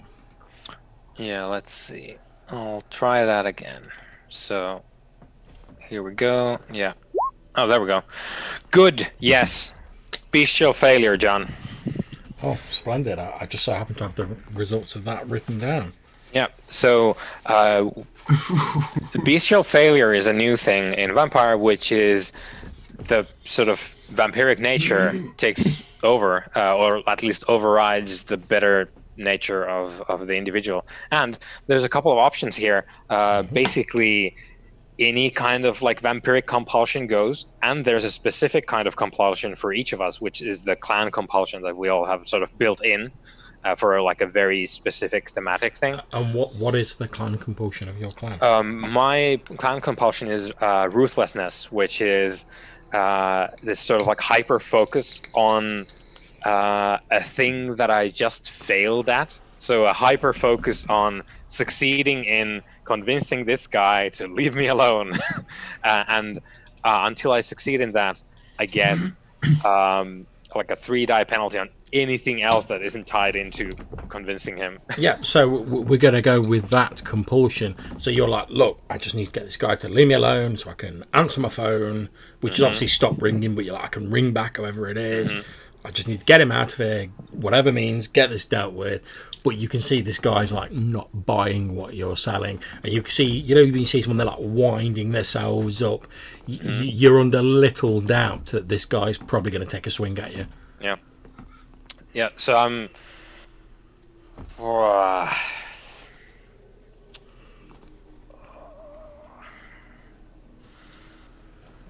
what do I have?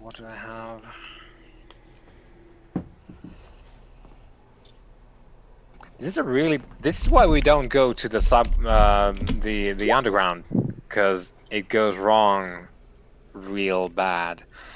Okay, and as you're pondering what to do, this guy does take a swing at you, and he sort of hits you. He hits you there. It's not really enough to cause like any like actual damage, but obviously it does like drive you backwards, and you do feel a little bit of a spike of pain as he like sparks you in the shoulder. And given your hunger, I'm going to ask you to make a willpower roll. Yeah. It's only difficulty 2. There's a frenzy roll in the sheet, which is what I'm presuming we're going to go for, because this is literally the thing that provokes frenzy. So a willpower is already built in. Nice, good sheet. Humanity is higher than that, however. So no modifiers. Nice. Oof. Nice. Okay. So I believe that means you've succeeded. Yeah. Okay. I have it under control for now. Yeah, you managed to rein in your instincts just to like deal with this guy, and like the momentary spike of anger as he smacks you in the shoulder. However, as he's done that, like I say, he's working himself, he's getting very red in the face. You can see like the sort of veins on his forehead and his neck, like. Oh yeah, so sorry, just to specify the ruthlessness, I went back to check. So any setback is felt profoundly, and they quickly escalate to the most ruthless of methods until they achieve their aim. So I am now angry that I failed in just talking this out with him. So the next time the vampire fails any action, they receive a 2-die penalty. So it's not the current thing. It's Yeah. the next thing I fail that I become hyper focused on. I need to do it, but Yeah. not. So he's trying to push me. He's or like does punch push you in the me. shoulder, like knocked you back a little bit, and now he's doing that thing. You know, he like you front up to people, you like stepping up, like, "Oh, are you going to start something? Are you?" And he's basically getting in your face and shouting at you. Like the focus of his aggression has turned from this woman who's left to you. Yeah, to me. If I hear shouting, I'm going to come and see what's going on. I suppose there's a lot of shouting as his erstwhile companion leaves and opens the door, and then there's like, "What are you doing?" Indeed, yeah. So you do hear sort of muffled shouting from inside the latrine that Seth had just stepped into. Right. And you've obviously seen this like woman shouting, like come out and like storm off, like holding a £20 note. Yeah, so I'm thinking like I was just like, oh yeah, cool. Like someone's having a domestic out in public. That's kind of embarrassing. And when I hear like a violent altercation, kind of sounds different to me. So I come to take a look what's happening. I assume I see. You walk in, you see this sort of late 20s bloke. He looks like he might have once been sort of fairly fit, but he's let himself go a bit. He's got a bit of a beer belly. He's wearing like an open shirt with a t-shirt underneath and some jeans. And you can see as you sort of walk in, he's basically just like sort of fronting up to Seth, who's like seems to like staggered back a bit, and he's like, "Do you want to make something of it?" Is like properly getting in Seth's face. I was like, what the fuck are you posturing for, you rude cunt? So as I hear the shouting and I see Adrian heading that way, I turn around and walk out of the subway. Absolutely fine. Okay, so I'm going to ask you, can you please make me some form of intimidation roll, Adrian? No, I cannot. And I'm going to give you +1 dice because you are an MMA fighter, and this guy is a pudgy middle-aged man. All right. All right. I don't think it'll help much. You can use strength intimidate if you wish, if you make some sort of display of physical force. Now, that doesn't have to be like smacking him or anything. It could be like cracking your knuckles or like, I don't know, smacking some part of the scenery or whatever. Yeah, or flexing or whatever. Just something to basically go like, see me, strong. Yeah. Okay. In which case, yes, I can make an intimidation roll. Yeah, I'll say I also grab his attention by like just like, I don't know, punching something very loudly. 1. Okay, yeah, so I'm basically... What? No, sorry, I think I rolled way too much there. Sorry about that. It's all right. Right. Okay, I see what I did. You've still got 1 success, so that's absolutely fine. Still funny. So I'm going to say what happens as this guy turns around, obviously, like, oh, do you want some as well? You basically like, smack your hand down on one of like, the porcelain sinks and like, break a bit of it off that like falls to the ground. And he sees that and his mouth falls open. And he's like, whoa, there's no need to get like that, fella. You fucking back off, like immediately. He pretty much runs out the door of the latrine, and then you hear his foot falls like into the distance as he pretty much runs up the stairs out to the underground station and disappears into the streets. So thus ends the Ballad of Terry. Yeah. As Terry exits the scene, I think Seth's he doesn't turn to look at Terry leave. He's just staring into like where Terry used to be, like just staring at the wall where Terry used to be, and you can see that there's a bit of like flexing of the fingers in one hand. I leave Seth to dissociate. Okay, you are alone in the latrine, so everything is quiet for now. Yep. So he counts down from 20, just to be sure, and he goes through some mental exercises, trying to tell himself that it's fine, it's fine. Exhale, inhale. You don't need to do that anymore, but just go through the motions. Yeah. And so turn around, see that he's alone, fish out the phone, and he's just gonna take the time to use the chopsticks, punch out a text message to the father, because the calling is not so good. So just like punch out a message. Okay. As you take your phone out and you start Yeah. punching the message, you can actually see the little icon that says you've got a voicemail message. Okay, so I'll close the message and open the voicemail and just leave it in the sink and listen to it in the toilet. Yeah, you put it on like speaker, and you hear the soft voice of Father Reese Turner say, "Mr. Morgan, I tried to reach you on your phone, but you were unavailable.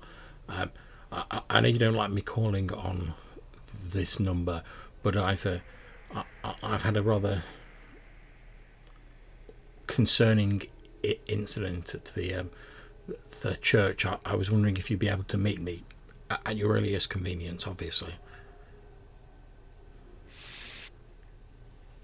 Okay, I'll punch out the message, which is later tonight, and send. Okay. And just sigh the deepest of sighs. Close that phone. Take out the battery. Take out the SIM card.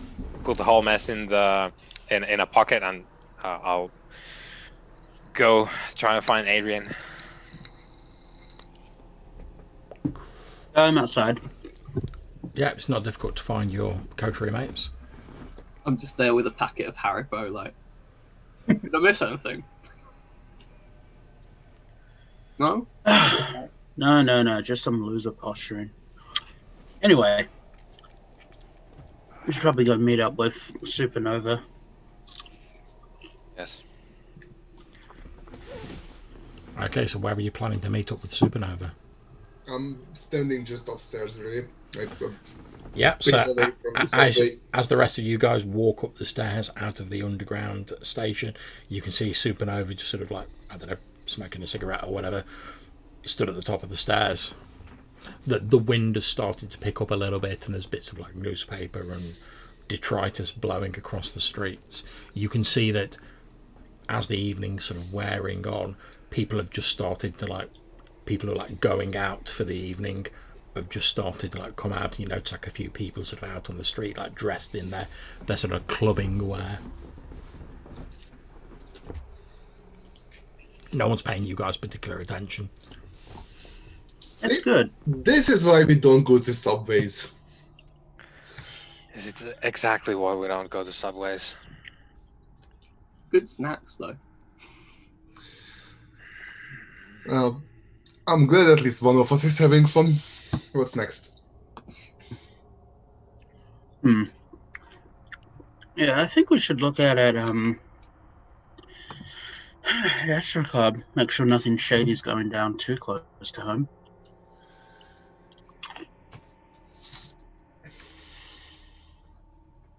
I've got no better idea. All right.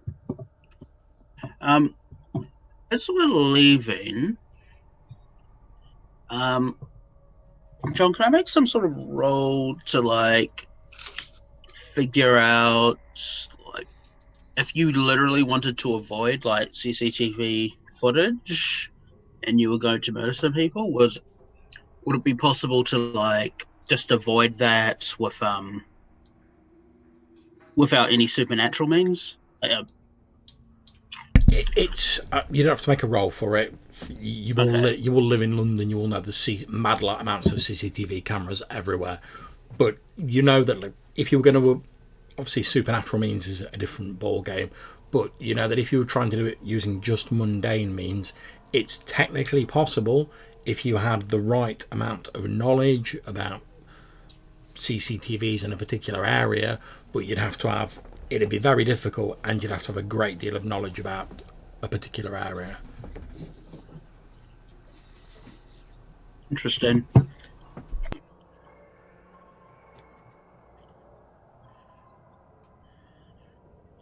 So, Flowers, you think you could hide from the cameras, like if you wanted to?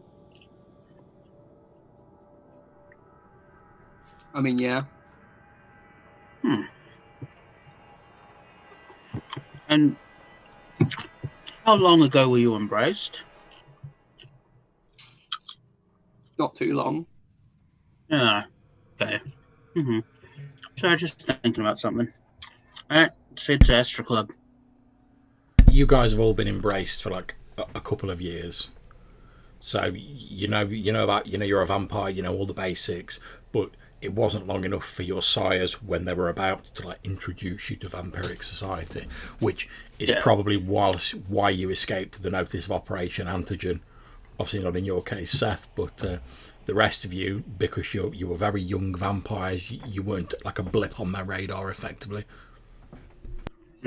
I was more like, I was just wondering about like, okay, so a recent vampire could avoid the cameras and doesn't take like, I don't know, like a really powerful one to do that. It takes a particular suite of abilities, if you will, but you don't have to be like some like massive like elder vampire to avoid cameras.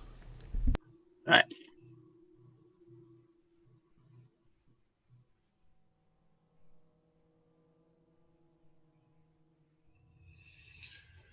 Astro Club then.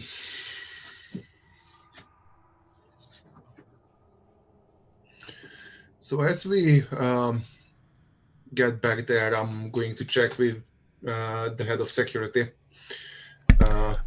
Okay, well, before you do that, Yes. can I ask, can you please make me I think it's probably a wits awareness roll.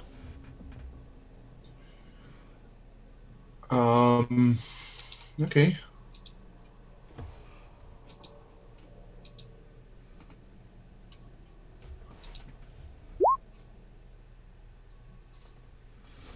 Okay, splendid. So, as you're making your way back to the club, it's just sort of passing like through the back streets towards the club. You see a man looking like quite panicked, wearing like a hoodie and like black combat trousers, comes running out of the alleyway. He's like looking over his shoulder, and he almost like bumps into you, and then at the last minute veers around you and carries on running down the street. As he passes you, you briefly have time to notice a small green tattoo on his neck. Okay, so I'm going to spin after the guy. Okay. And just let my voice fill with the power of blood as I tell him to stop. Okay, so is that some sort of dominate shizzle going on? It would be compel. Oh, okay. So let's have a look at that. Okay, so you do need to make eye contact with someone to do that. So obviously you would have to catch him up and then tell him to stop. In that case, I'll try to just like grab his shoulder as he passes. Okay, so make me it can either be a strength brawl or a dex athletics roll, whichever you prefer. Okay.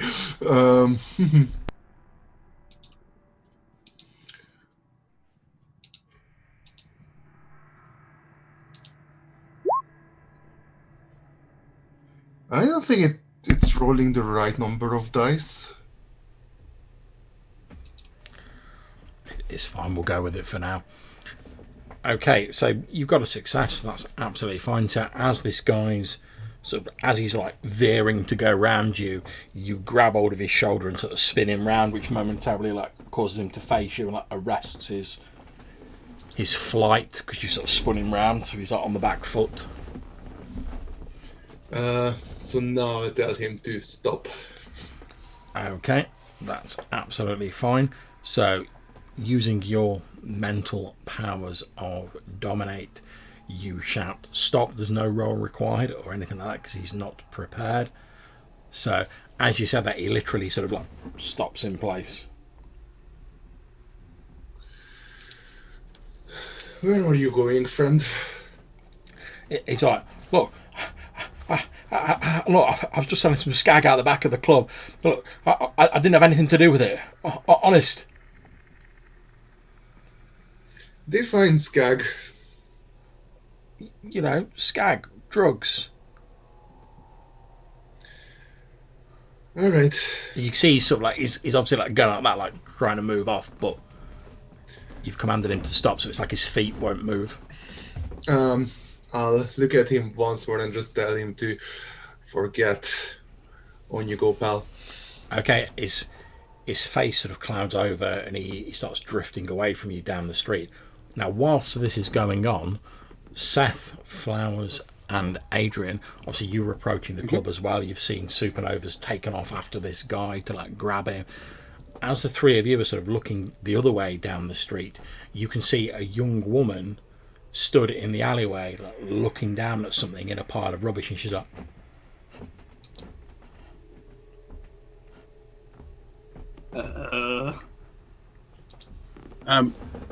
So you cut out for a moment. yeah, Just for me. it's a young woman stood in the alleyway at the back of the club.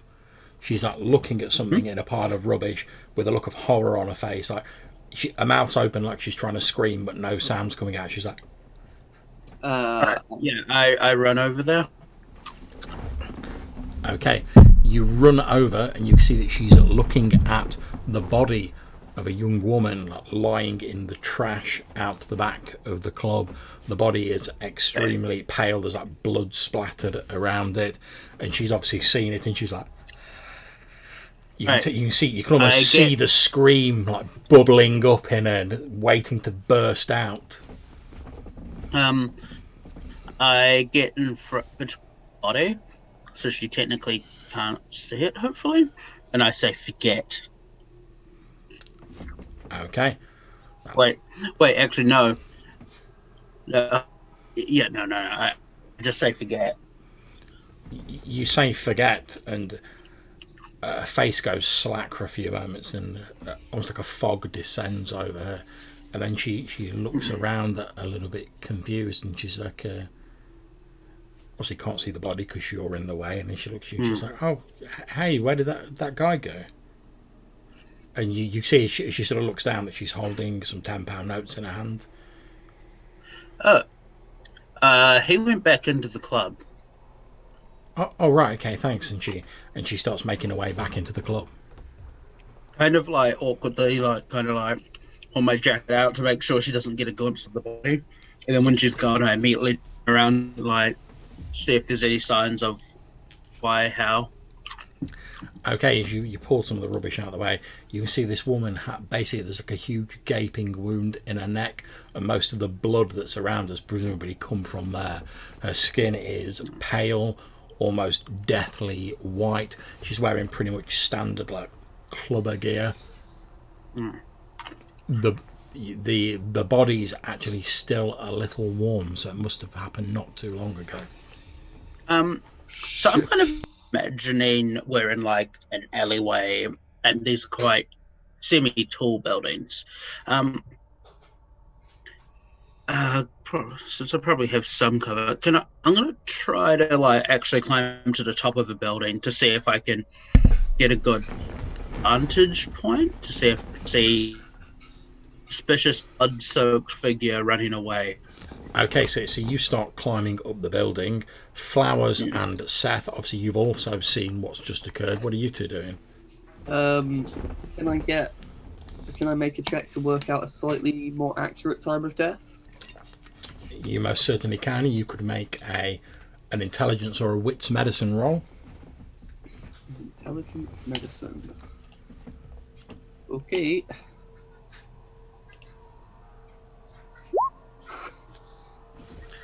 Okay, you think that it must have happened within the last few hours. Mm. Oh, look, just doing that a little bit. This is gonna be a mess to clean up. Look at Seth. Shrug. Yeah, and as you two are stood there at this point, Supernova, you've dealt with the guy and you wander over and you see the scene as I've described. Adrian, you've like gone, you've like climbed a building. Yeah, I look around to see. Guys, what the fuck? See anything? Okay, as you look around, 2 streets away, you can see there is what appears to be a young woman running away from the club. She looks fairly athletic. She's wearing nondescript dark blue or black clothing, sort of hoodie, trousers. You can't really tell the exact colour because it's dark. Right. I get down as quickly as I can and like you went this way and I run in like that direction.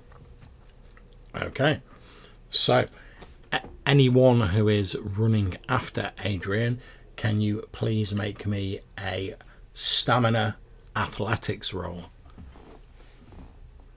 Just to see how well you do at catching or keeping up with this person. Alright. So yeah, me as well.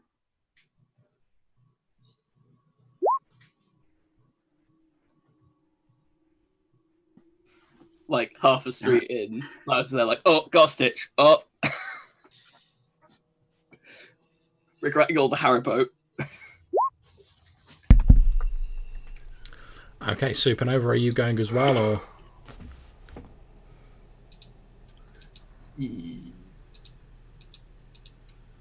Hang on.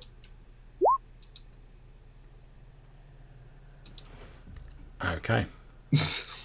So That's not supposed to be 1 die though.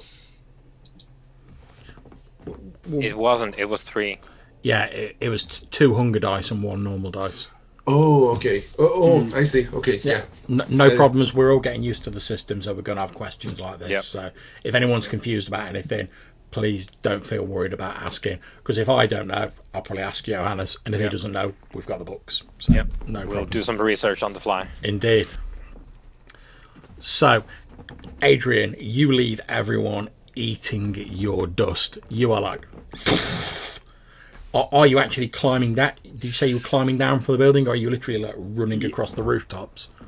Yeah, I imagined that like I kind of like okay, I know where she is, and then I kind of like not really like fully jump down, but like I jump down, occasionally grabbing onto the side of the building so I don't like break my legs, Okay. and then I just chase after her. Okay, that's absolutely fine. So, as you run through the streets, you can hear the footfalls of your coterie mates sort of following close behind you. Yeah, I know they're right behind me. Yeah, Seth's a little bit behind you. Supernova and Flowers are a little bit further behind. You're like literally almost within arm's reach of this woman. Now you're up close, you can see it's a woman of sort of African descent. She has a dark blue hoodie on. The hood has fallen down as she's running. You see she's got sort of like braided dark hair, and she's running really fast, almost directly away from the club. Oh, she's in like arm's reach. I'm gonna try to like go for like a lunge and like try to like grab her leg. Okay, yeah. Make me a strength brawl roll. Oh boy, strength brawl roll. I was waiting for you to ask me that.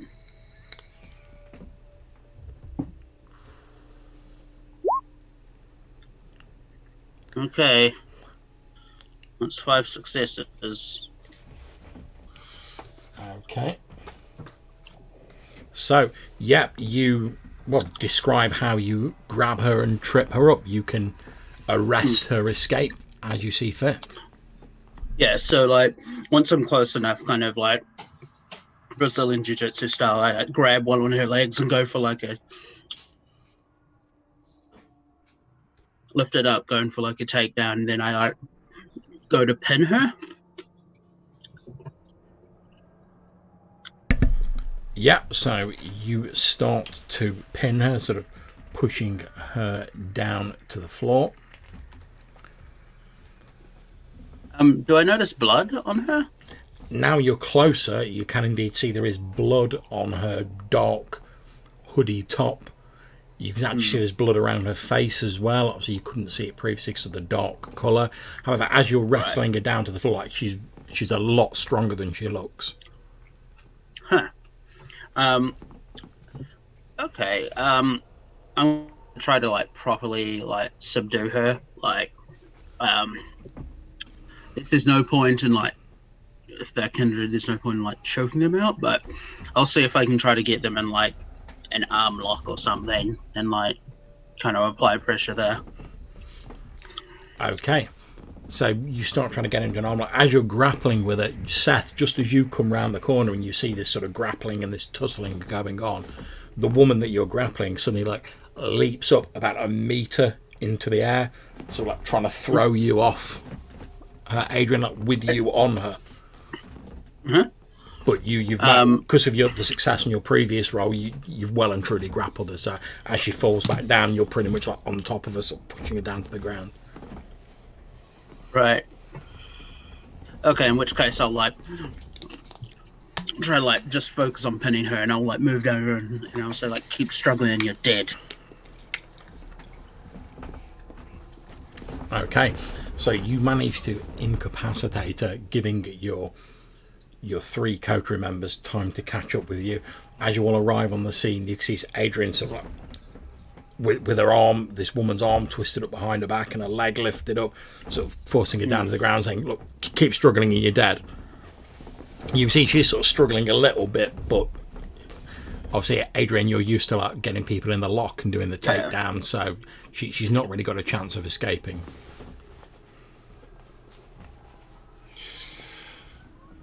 So I'll suppose I will arrive next, or at least first, after Adrian. So I'll. So what's around us? First of all, who's around? Okay, you're basically in an alleyway behind some like convenience stores. Mm-hmm. Yeah, you can see, because you're not on the main street, you can see like as you look down the alley, you can see people like walking along the main street, obviously like buying food before they go out, or like getting cigarettes or whatever. Yeah. So I suppose I'll like run to the scene and then like crouch down closer to where her head is, and I'll just sort of rapidly like whisper through my teeth.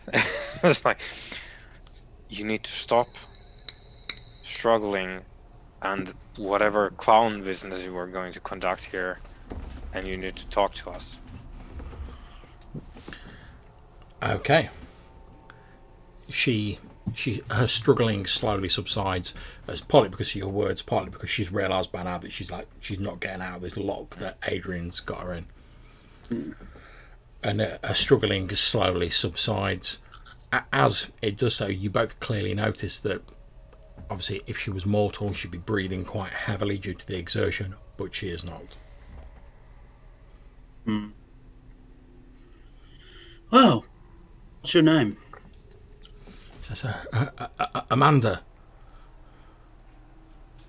And the other 4 murders, I take it your handiwork? What? Are you killing people or are you selling drugs? As you say that, a look of mixed fear and shame comes over her face, and she says, look, it was just that one guy. I couldn't help myself. I was just so hungry. One One guy? Yeah. You know, The guy. I couldn't control myself. I didn't know what to do, so I just threw a load of rubbish on top of him, and then I ran. I didn't know what else to do. I'll point down where we had the latest body drop in the trash pile, and I'll raise a brow at Adrian because he dealt with that situation. um, And at this point, Supernova and Flowers, you reach the scene. Oh God. Oh dear. Hello. Well, you realize you don't actually need to be out of breath. I like But look at you, and there's shame, and I'm thinking like you look like you should be in the prime of your life, and you're winded. look, I'm the only one here who has eaten recently, and I'm not talking about drinking. That's different. Sure, Right. okay. So- Anyway, Who's our new friend? well, she's claiming that she only killed one person. When? Look! Couple of hours ago, I don't know. I couldn't help myself. I'd been shut up in my flat for days, but I just kept getting hungrier and hungrier. And Where's the body now? I left it out the back of some club. I was so hungry. I went out to try and get some air, hoping it'd clear my head. And I saw this woman. I think she was talking to a guy, and then the next thing I knew, I was on top of her. And oh God. We've all been on top of women outside of clubs accidentally before. Now, how long ago did you start feeling ill? It was about a week ago. I was. Someone tried to mug me down in one of the underground stations. Okay, so not only are they Shit.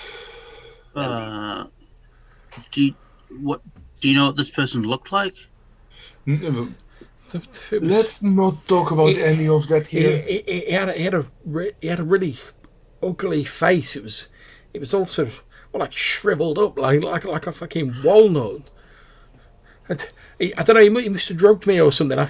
I woke up near the entrance to the underground afterwards, and I made it back to my flat, and I thought I'd sleep it off. I thought it was the shock, but then over the next few days, I just kept getting hungrier and hungrier. So I'm keeping a lookout now because we were talking about the Ixnay. Okay, so how about what's your name, miss? Amanda Knight. Okay, Amanda, how about you come with me? We talk about this somewhere quiet and safe and less public.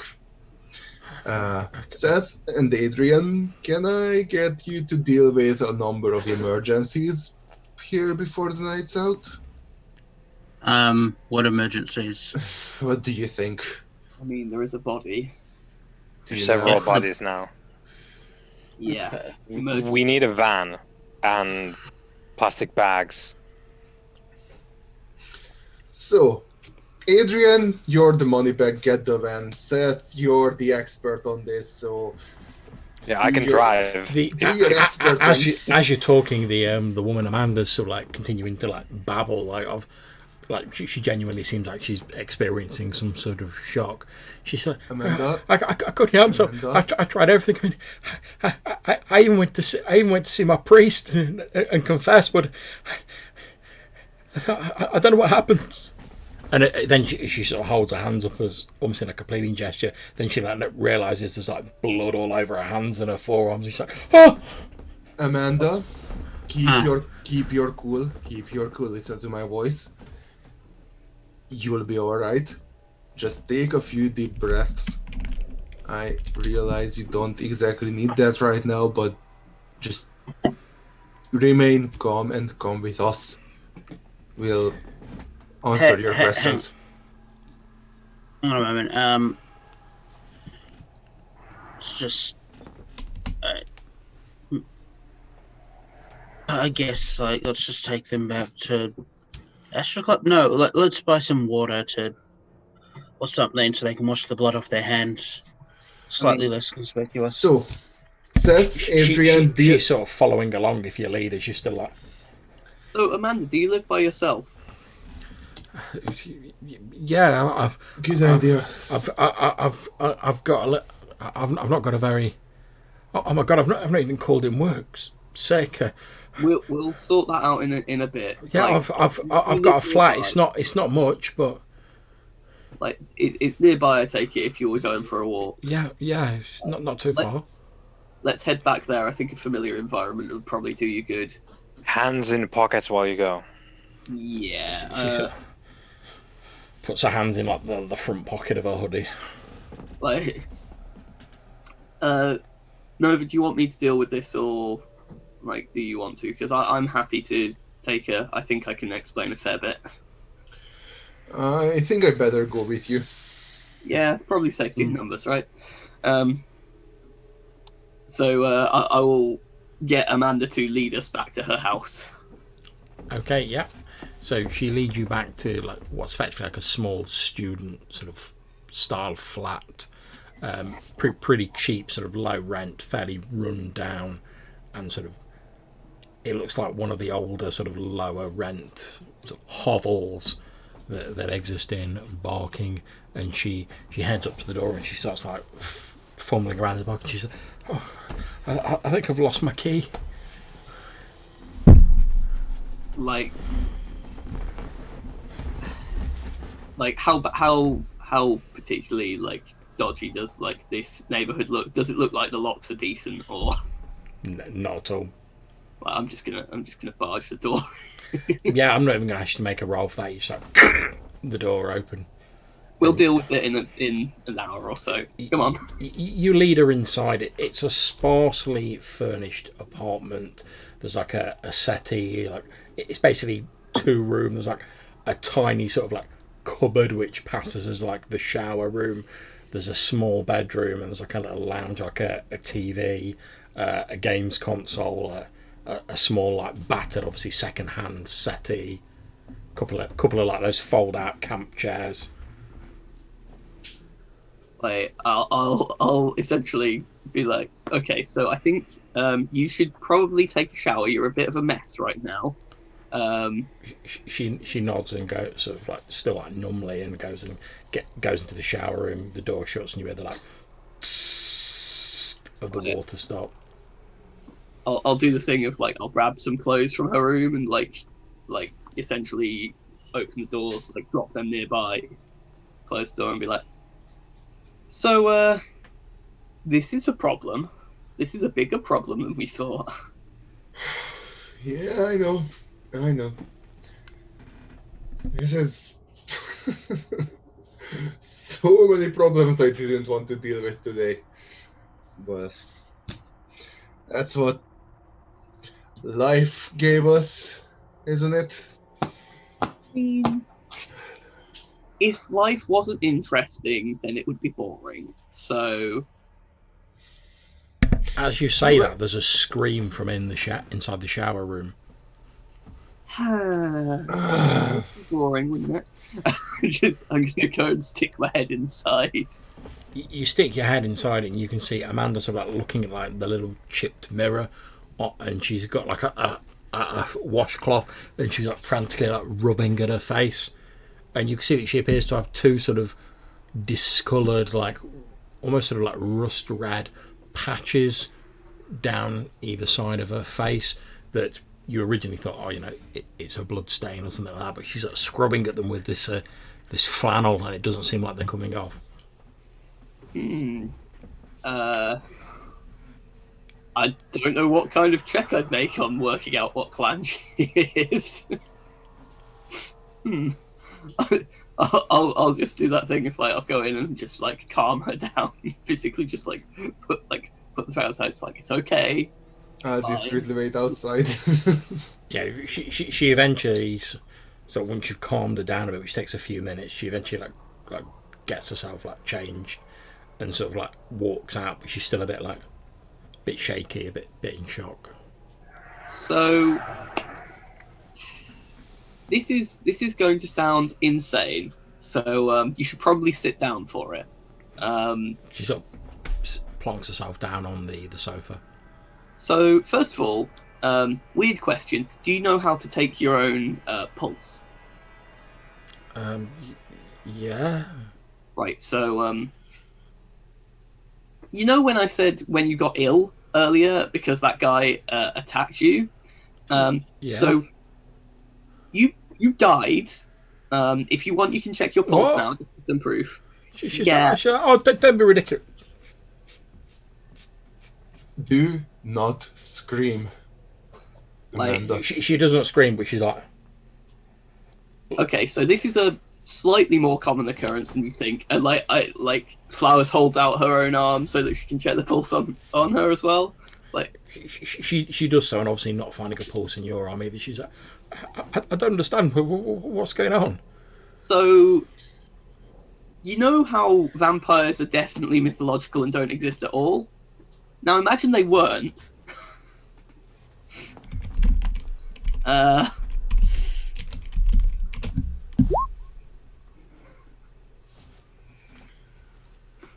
Okay.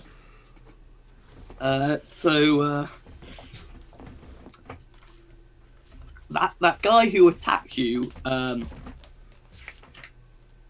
he did something that we in general aren't a fan of, in that he turned you into a vampire. It's not that we're not a fan of you, we just dislike it when people do that without consent. You know, consent is important and all. So, Okay, as you say that to her, a look of absolute terror comes across her face. Her fangs extend. She sort of jumps over you and starts like running towards the door in a mad panic, just trying to like get away. whoa now, whoa. She almost appears to have like completely lost her mind. She's just like trying to get out. This is awkward. Hello. Yeah, as she... Bloody eye contact needed. I'll try to move between her and the door. Okay, that's fun.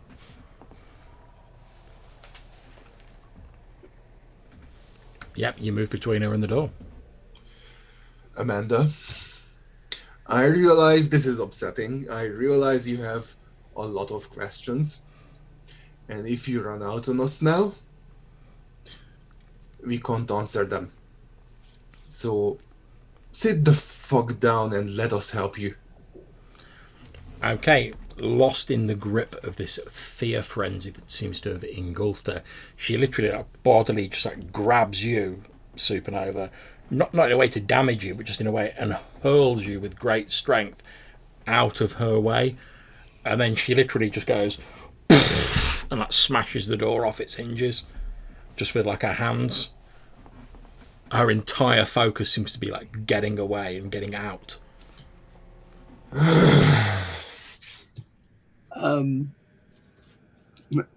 Nova, like just let her go for now. We'll follow at a distance. Okay, so Yeah. So Seth, as you're watching this fear frenzied young woman, this new vampire, throws Supernova out of the way, smashes the door off its hinges, her fangs fully extended, and is pretty much running out into the street.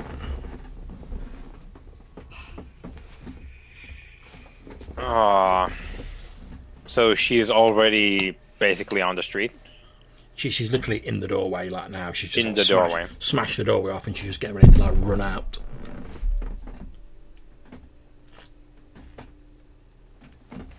Went away for a little bit there. So I'll I suppose I'll try to tackle her in the doorway to prevent her from just running amok. Okay, make me a strength brawl roll. Let's see.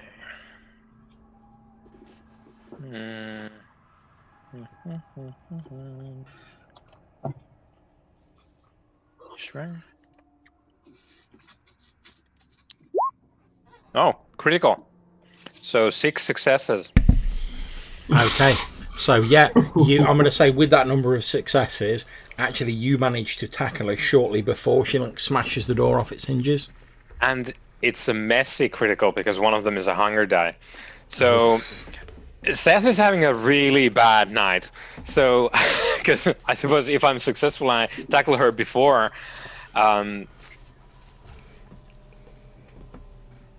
So she has smashed the door. So what I'm going to say, because it's a messy critical, and one of the consequences of that is that the character breaches the masquerade. Yeah. What I'm going to say is she's literally just smashed the door down, and she's like, as you like tackle her to the ground, you take her down to the ground, you've incapacitated her, not a problem. However, as you look up, sort of like past her into the street, you see the same guy that you saw earlier out the club with like his camera, like The reporter guy? yeah. Can I chase after that reporter then? Yeah, literally, he like snaps a few shots and he starts running off. You can see he's got like his phone in his hand. He's like running, like, typing on his phone. Yeah, I absolutely have to run after him. Okay, make a strength athletics roll. I'm Or going you to can go use with stamina Adrian. if you prefer. No, strength athletics is fine. Likewise, Supernova, it's either strength athletics or stamina athletics. Okay.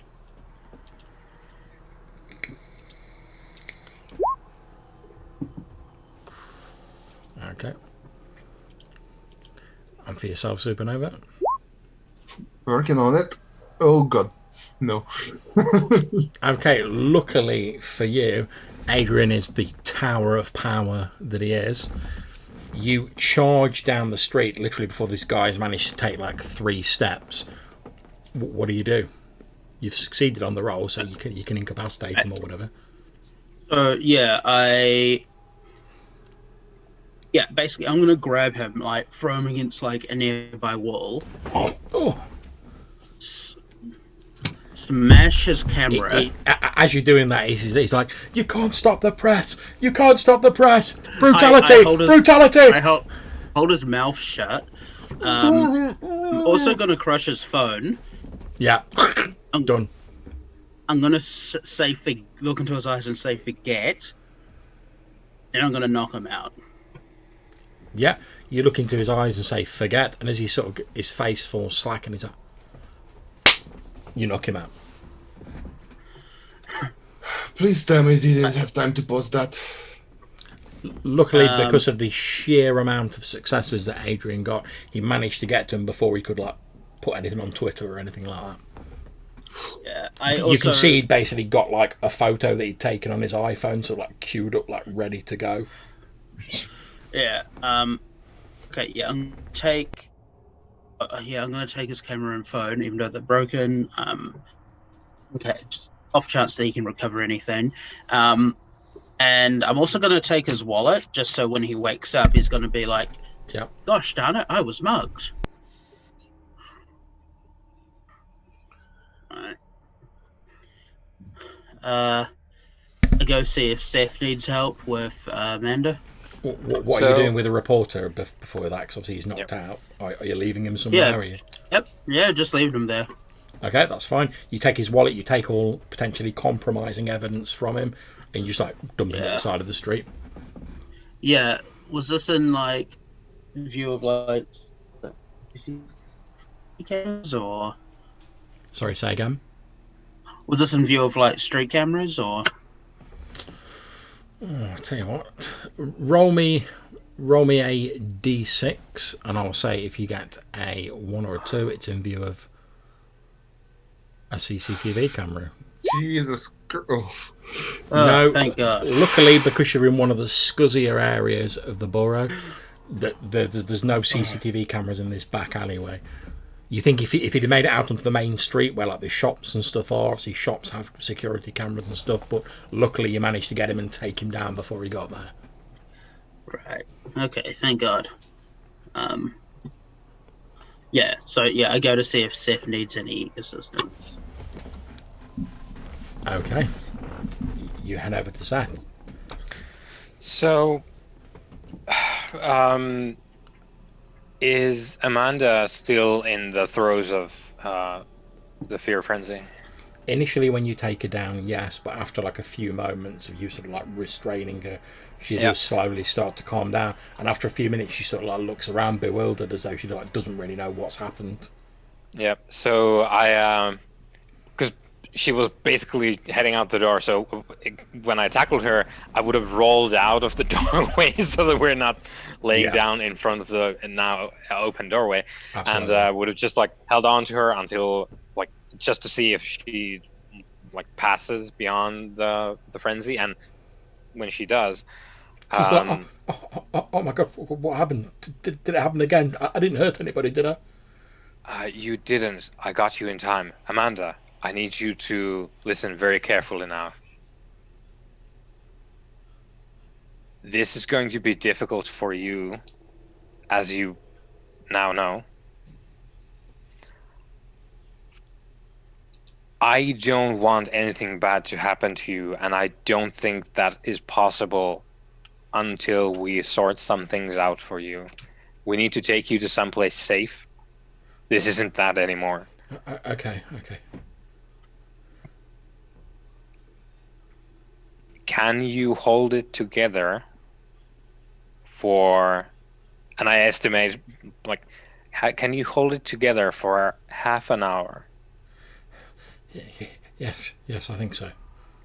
The other option is you go to sleep here. It won't hurt at all. And you'll wake up someplace safe. You have my word. That's another option. You choose. Well, I don't want to do anything that's going to hurt anybody else.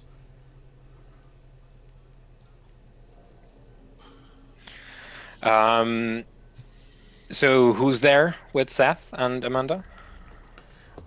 Adrian's there. Supernova and Flowers, you can be there if you wish. Because Amanda has stated that, like, I don't want to hurt anyone, and we've all seen like what happens with her now. So Seth is gonna, from like behind the like full Nelson thing going on here, he's gonna look at the rest of the coterie and like raise eyebrows in a questioning way, and just opens his mouth a bit with his fangs out, and he's just like nodding towards the now pacified student. I mean,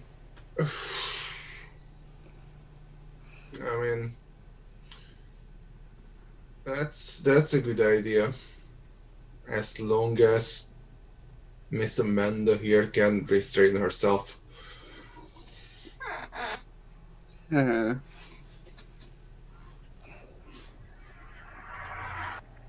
Sure, I guess. Okay, with that, Seth is gonna say to Amanda, so "You'll wake, and it will be safe, I promise." And he's gonna bite her. She nods. Okay, yeah. Obviously, she sort of sags under the influence of the kiss as you bite her. A sort of slightly sort of like dreamy expression comes over her face. Yep. So I will drink until she's empty. Okay. And so that will pretty much remove your hunger. Okay, so because she had just murdered someone, so she's probably full. Yeah. So so that's good. I didn't realize even that. So your hunger's now effectively zero. Obviously, as you drain the last drop of blood from her, she slumps unconscious. Yeah, and the thing here is, she's probably full, like just swelling with blood. However, being the cursed wretches that we are, we cannot go down to 0 unless we literally murder a human person. So you'll be on And one then. yeah, so I drain Amanda to Torpor and let go and just stand up, walk into the bathroom, close the door behind me. It's just like blood on my mustache and beard from drinking. And it's just Amanda's body is laying torpid on the ground. Pick her up, put her on the sofa for that. I'm like, okay. So that happened. Yeah. The reason we need a okay. So do we have a safe location for her? We're in the bottom of the club. Only one I can think of. Yeah. We lock her in the executive room. Okay.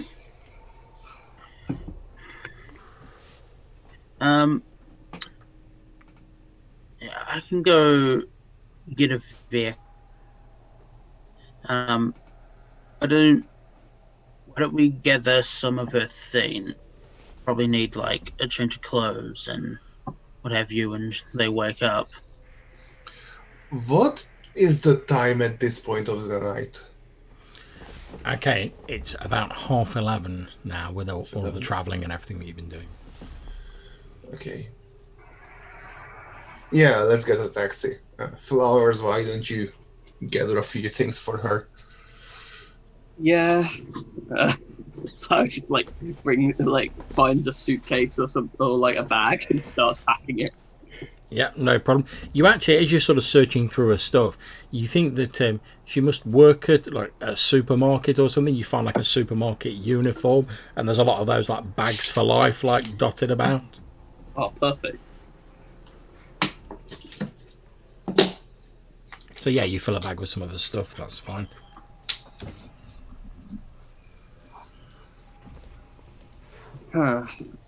Okay, I think we'll be good. Seth, you okay? In a minute, you hear from the bathroom. Okay. And there's water running.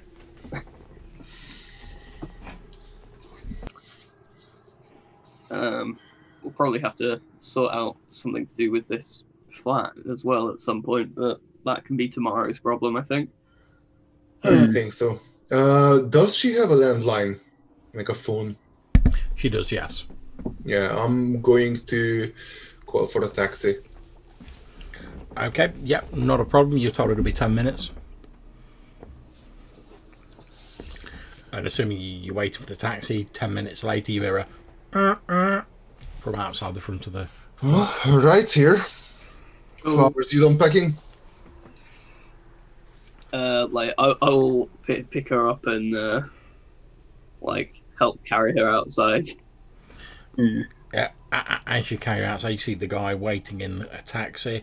As you're sort of like presumably like manhandling the unconscious Amanda into the taxi, he's like, look, if she throws up in the cab, it's going to cost you extra.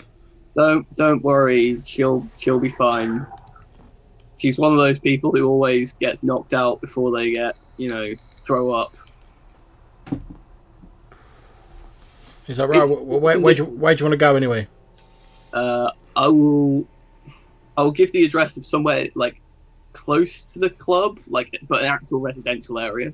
Yeah, it's like a few streets away. Yeah, that's not a problem. He's like, yeah, no problem. Takes the fare off you. I presume you're all getting in the taxi. It drives through the streets for about 10 minutes. Pulls up at the address that you've given, and he's like, "They are." Thanks. I'll sort of grab her, get her out, and gesture for everyone else to get out.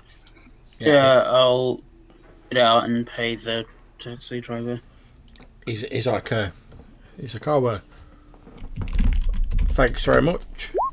And as you're sort of handing him the money, he gets a bit of a thoughtful look on his face, and he's like, "Don't I know you from somewhere?" No. He's like, oh, I never forget a face. I'm sure I know you from somewhere. Wanna bet? Forget. His face goes blank for a bit, and he looks around, and then after a few moments, just like drives off. A wave as he goes. You see him sort of like looking back, like, What a weirdo. yeah, he's like, oh, some weirdo waving at me. And he drives off and is soon lost to sight. What a night, guys. What a night. Yeah, it's been one of those evenings. I still need the van. Yes, let's go deal with that now. Wait, can we just like... Wait, is it possible to just rent a van in the middle of the night? In London, probably, if you know. Yeah, the I would say if you got enough, probably cost you a bit extra, but you've got enough cash. Yeah, sure. Yeah, why not? there's Okay. there's like mobile applications and stuff for that kind of thing nowadays. Oh, okay. Yeah, sure. Then, Yeah. I do that quickly. That's not even an issue for you with your like resources. You rent a van. So, do we want to do a montage of, I suppose, me and maybe Adrian, like getting some overalls and a bunch of bleach, some plastic bags, the works, and we Yeah. drive around barking, picking up trash. Yep. Oh boy. Yeah, I So think- you've collected the body from the club. What do you want to do with it? Do we also I- get the other one? Yeah, I would want to pick up the body that I saw in the alley, the first thing. Okay. Obviously, that's been there for quite some Yeah. time. So roll me a d6, please, sir. Oh boy. That's a 2. Okay. Luckily, as you sort of like pull up on the street where you found the body, it doesn't appear to have been discovered. So you quickly like grab it with all the trash and like load it Just into the back like of the van. throw in some bins, and then I'll take this one as well, this rubbish pile, and we Yep. put Yes, we are rubbish men. Taking the trash. Indeed. Oh, near So- the trash.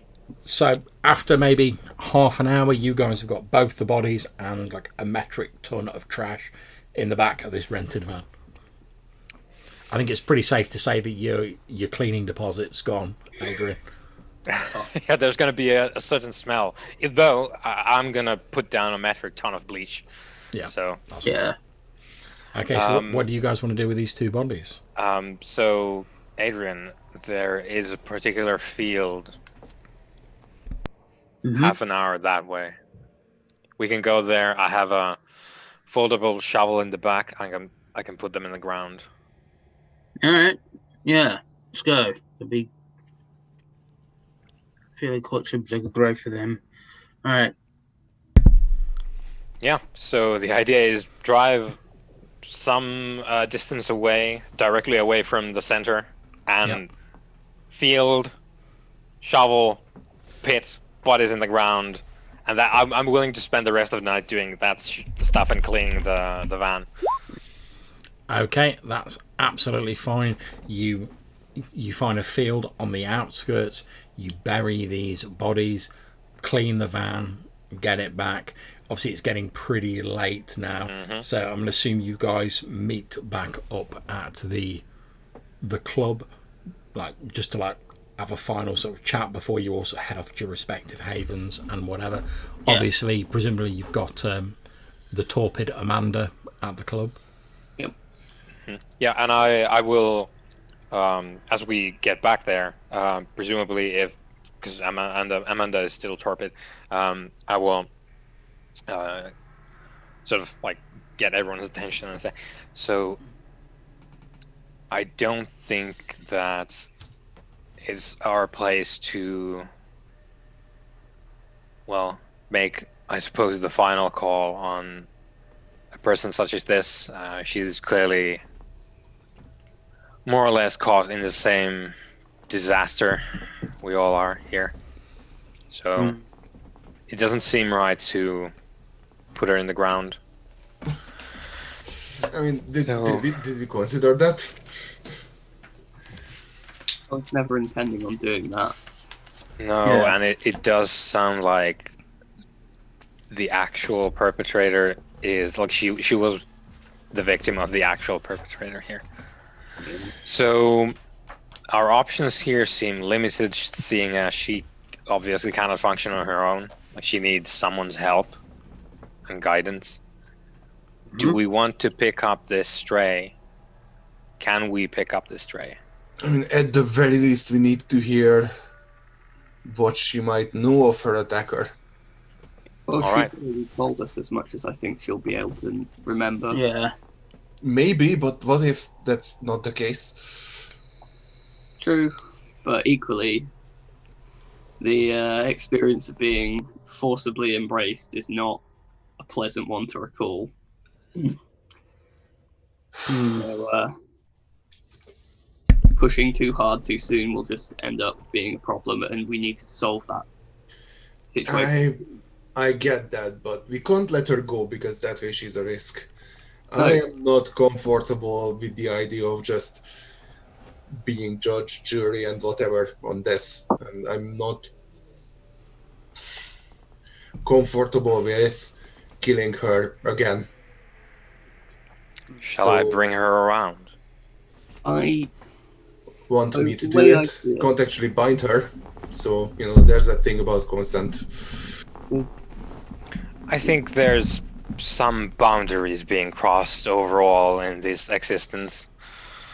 So, the way I see it, morally, there are only two options we have.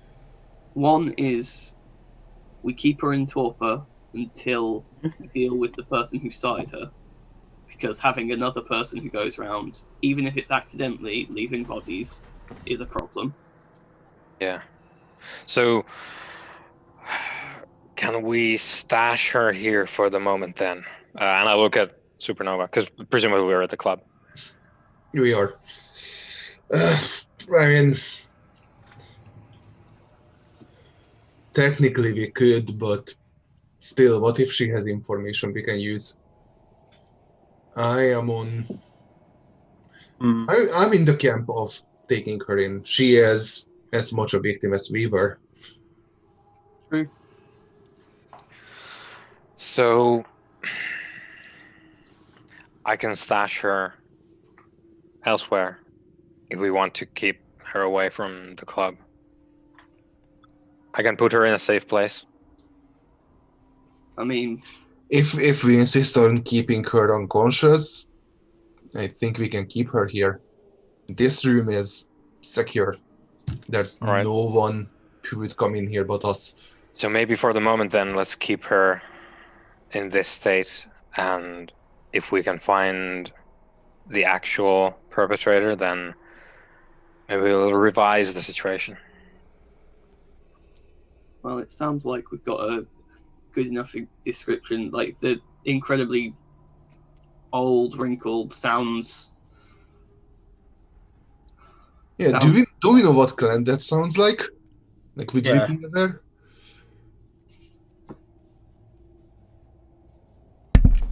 Well, you know that the only sort of common clan that's known for having physical disfigurations is the Nosferatu clan.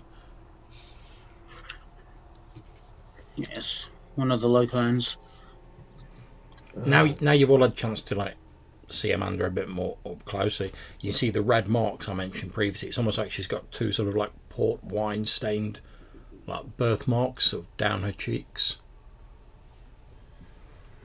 which you would gather by her sort of frantic rubbing at them, presumably weren't there previously. Well, She could have been worse. Do we know if it's going to get worse? possibly. I've not really had any dealings with that clan. Neither.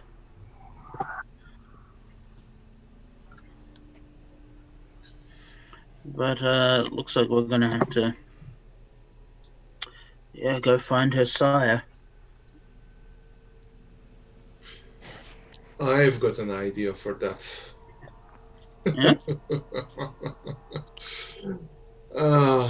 No, if you were here, I would kiss you. Shall we revisit this tomorrow evening? I have a thing to attend to, and it's quite late already.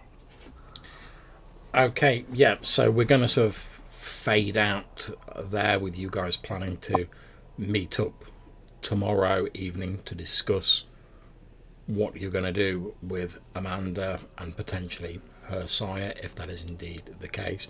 As we sort of fade to like the montage of you all drifting back to your various homes, is there anything anyone wants to do before we conclude the session? I would have gone to the church to see the father. Okay, yeah, so we'll go through this fairly rapidly. Yep. Yeah. You visit the church. Father Reese is there, and he seems glad to see you, but he also seems a little troubled. And he tells you that he recently took a confession from a young woman, and although his sacred vows forbid him from discussing what goes on in confession, he was deeply troubled by what he heard. Yeah. I suppose I have a story about... You see there's a bit of a conflict. Obviously, the supernatural bond of loyalty to you means that part of him obviously wants to tell you, but then the sort of the strictures of his faith are sort of telling him that he shouldn't tell you, and he's grappling with that sort of contradiction. So...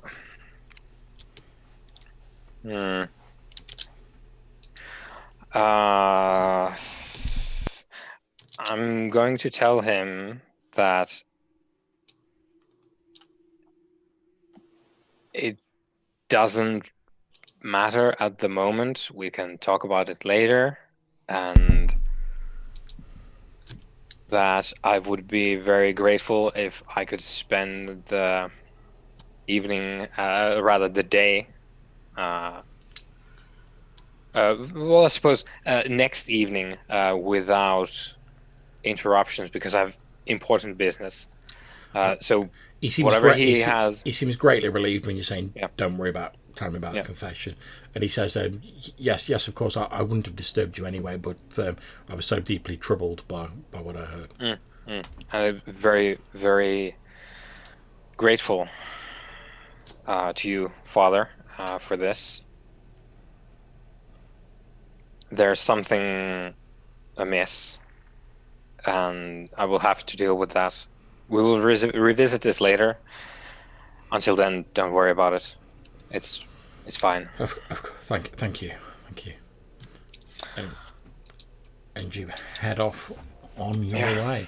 So, is there anything anyone else wants to do before they retire for the day? I mean, there's something that I have to do, which is like on the way back, I duck into a back alley and throw up a load of Haribo. Yeah. That is because it's like sticky, gelatinous. Yeah, it's a little glob of like goo, essentially. Yeah. Yeah, no, there's nothing specific I need to do. Okay, so in that case, we're going to draw the session to a close here, with you all retiring to your various places of residence, having arranged to meet up the following evening.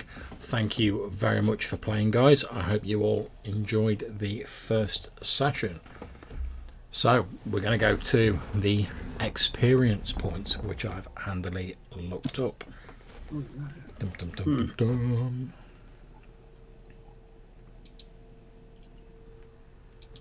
And I'm going to give each of you 2 experience points. Yay. I hope that session was okay for you guys. Yeah. Yeah. Yeah, that was good.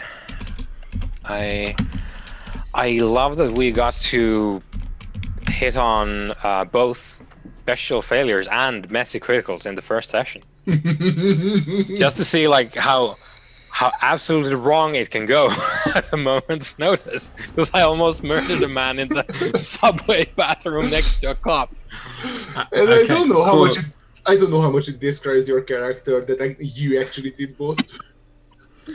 Okay, Yeah. so So just to give me some idea of, can you guys give me some idea of what you want to do next session, just so I know what to be prepping for, etc.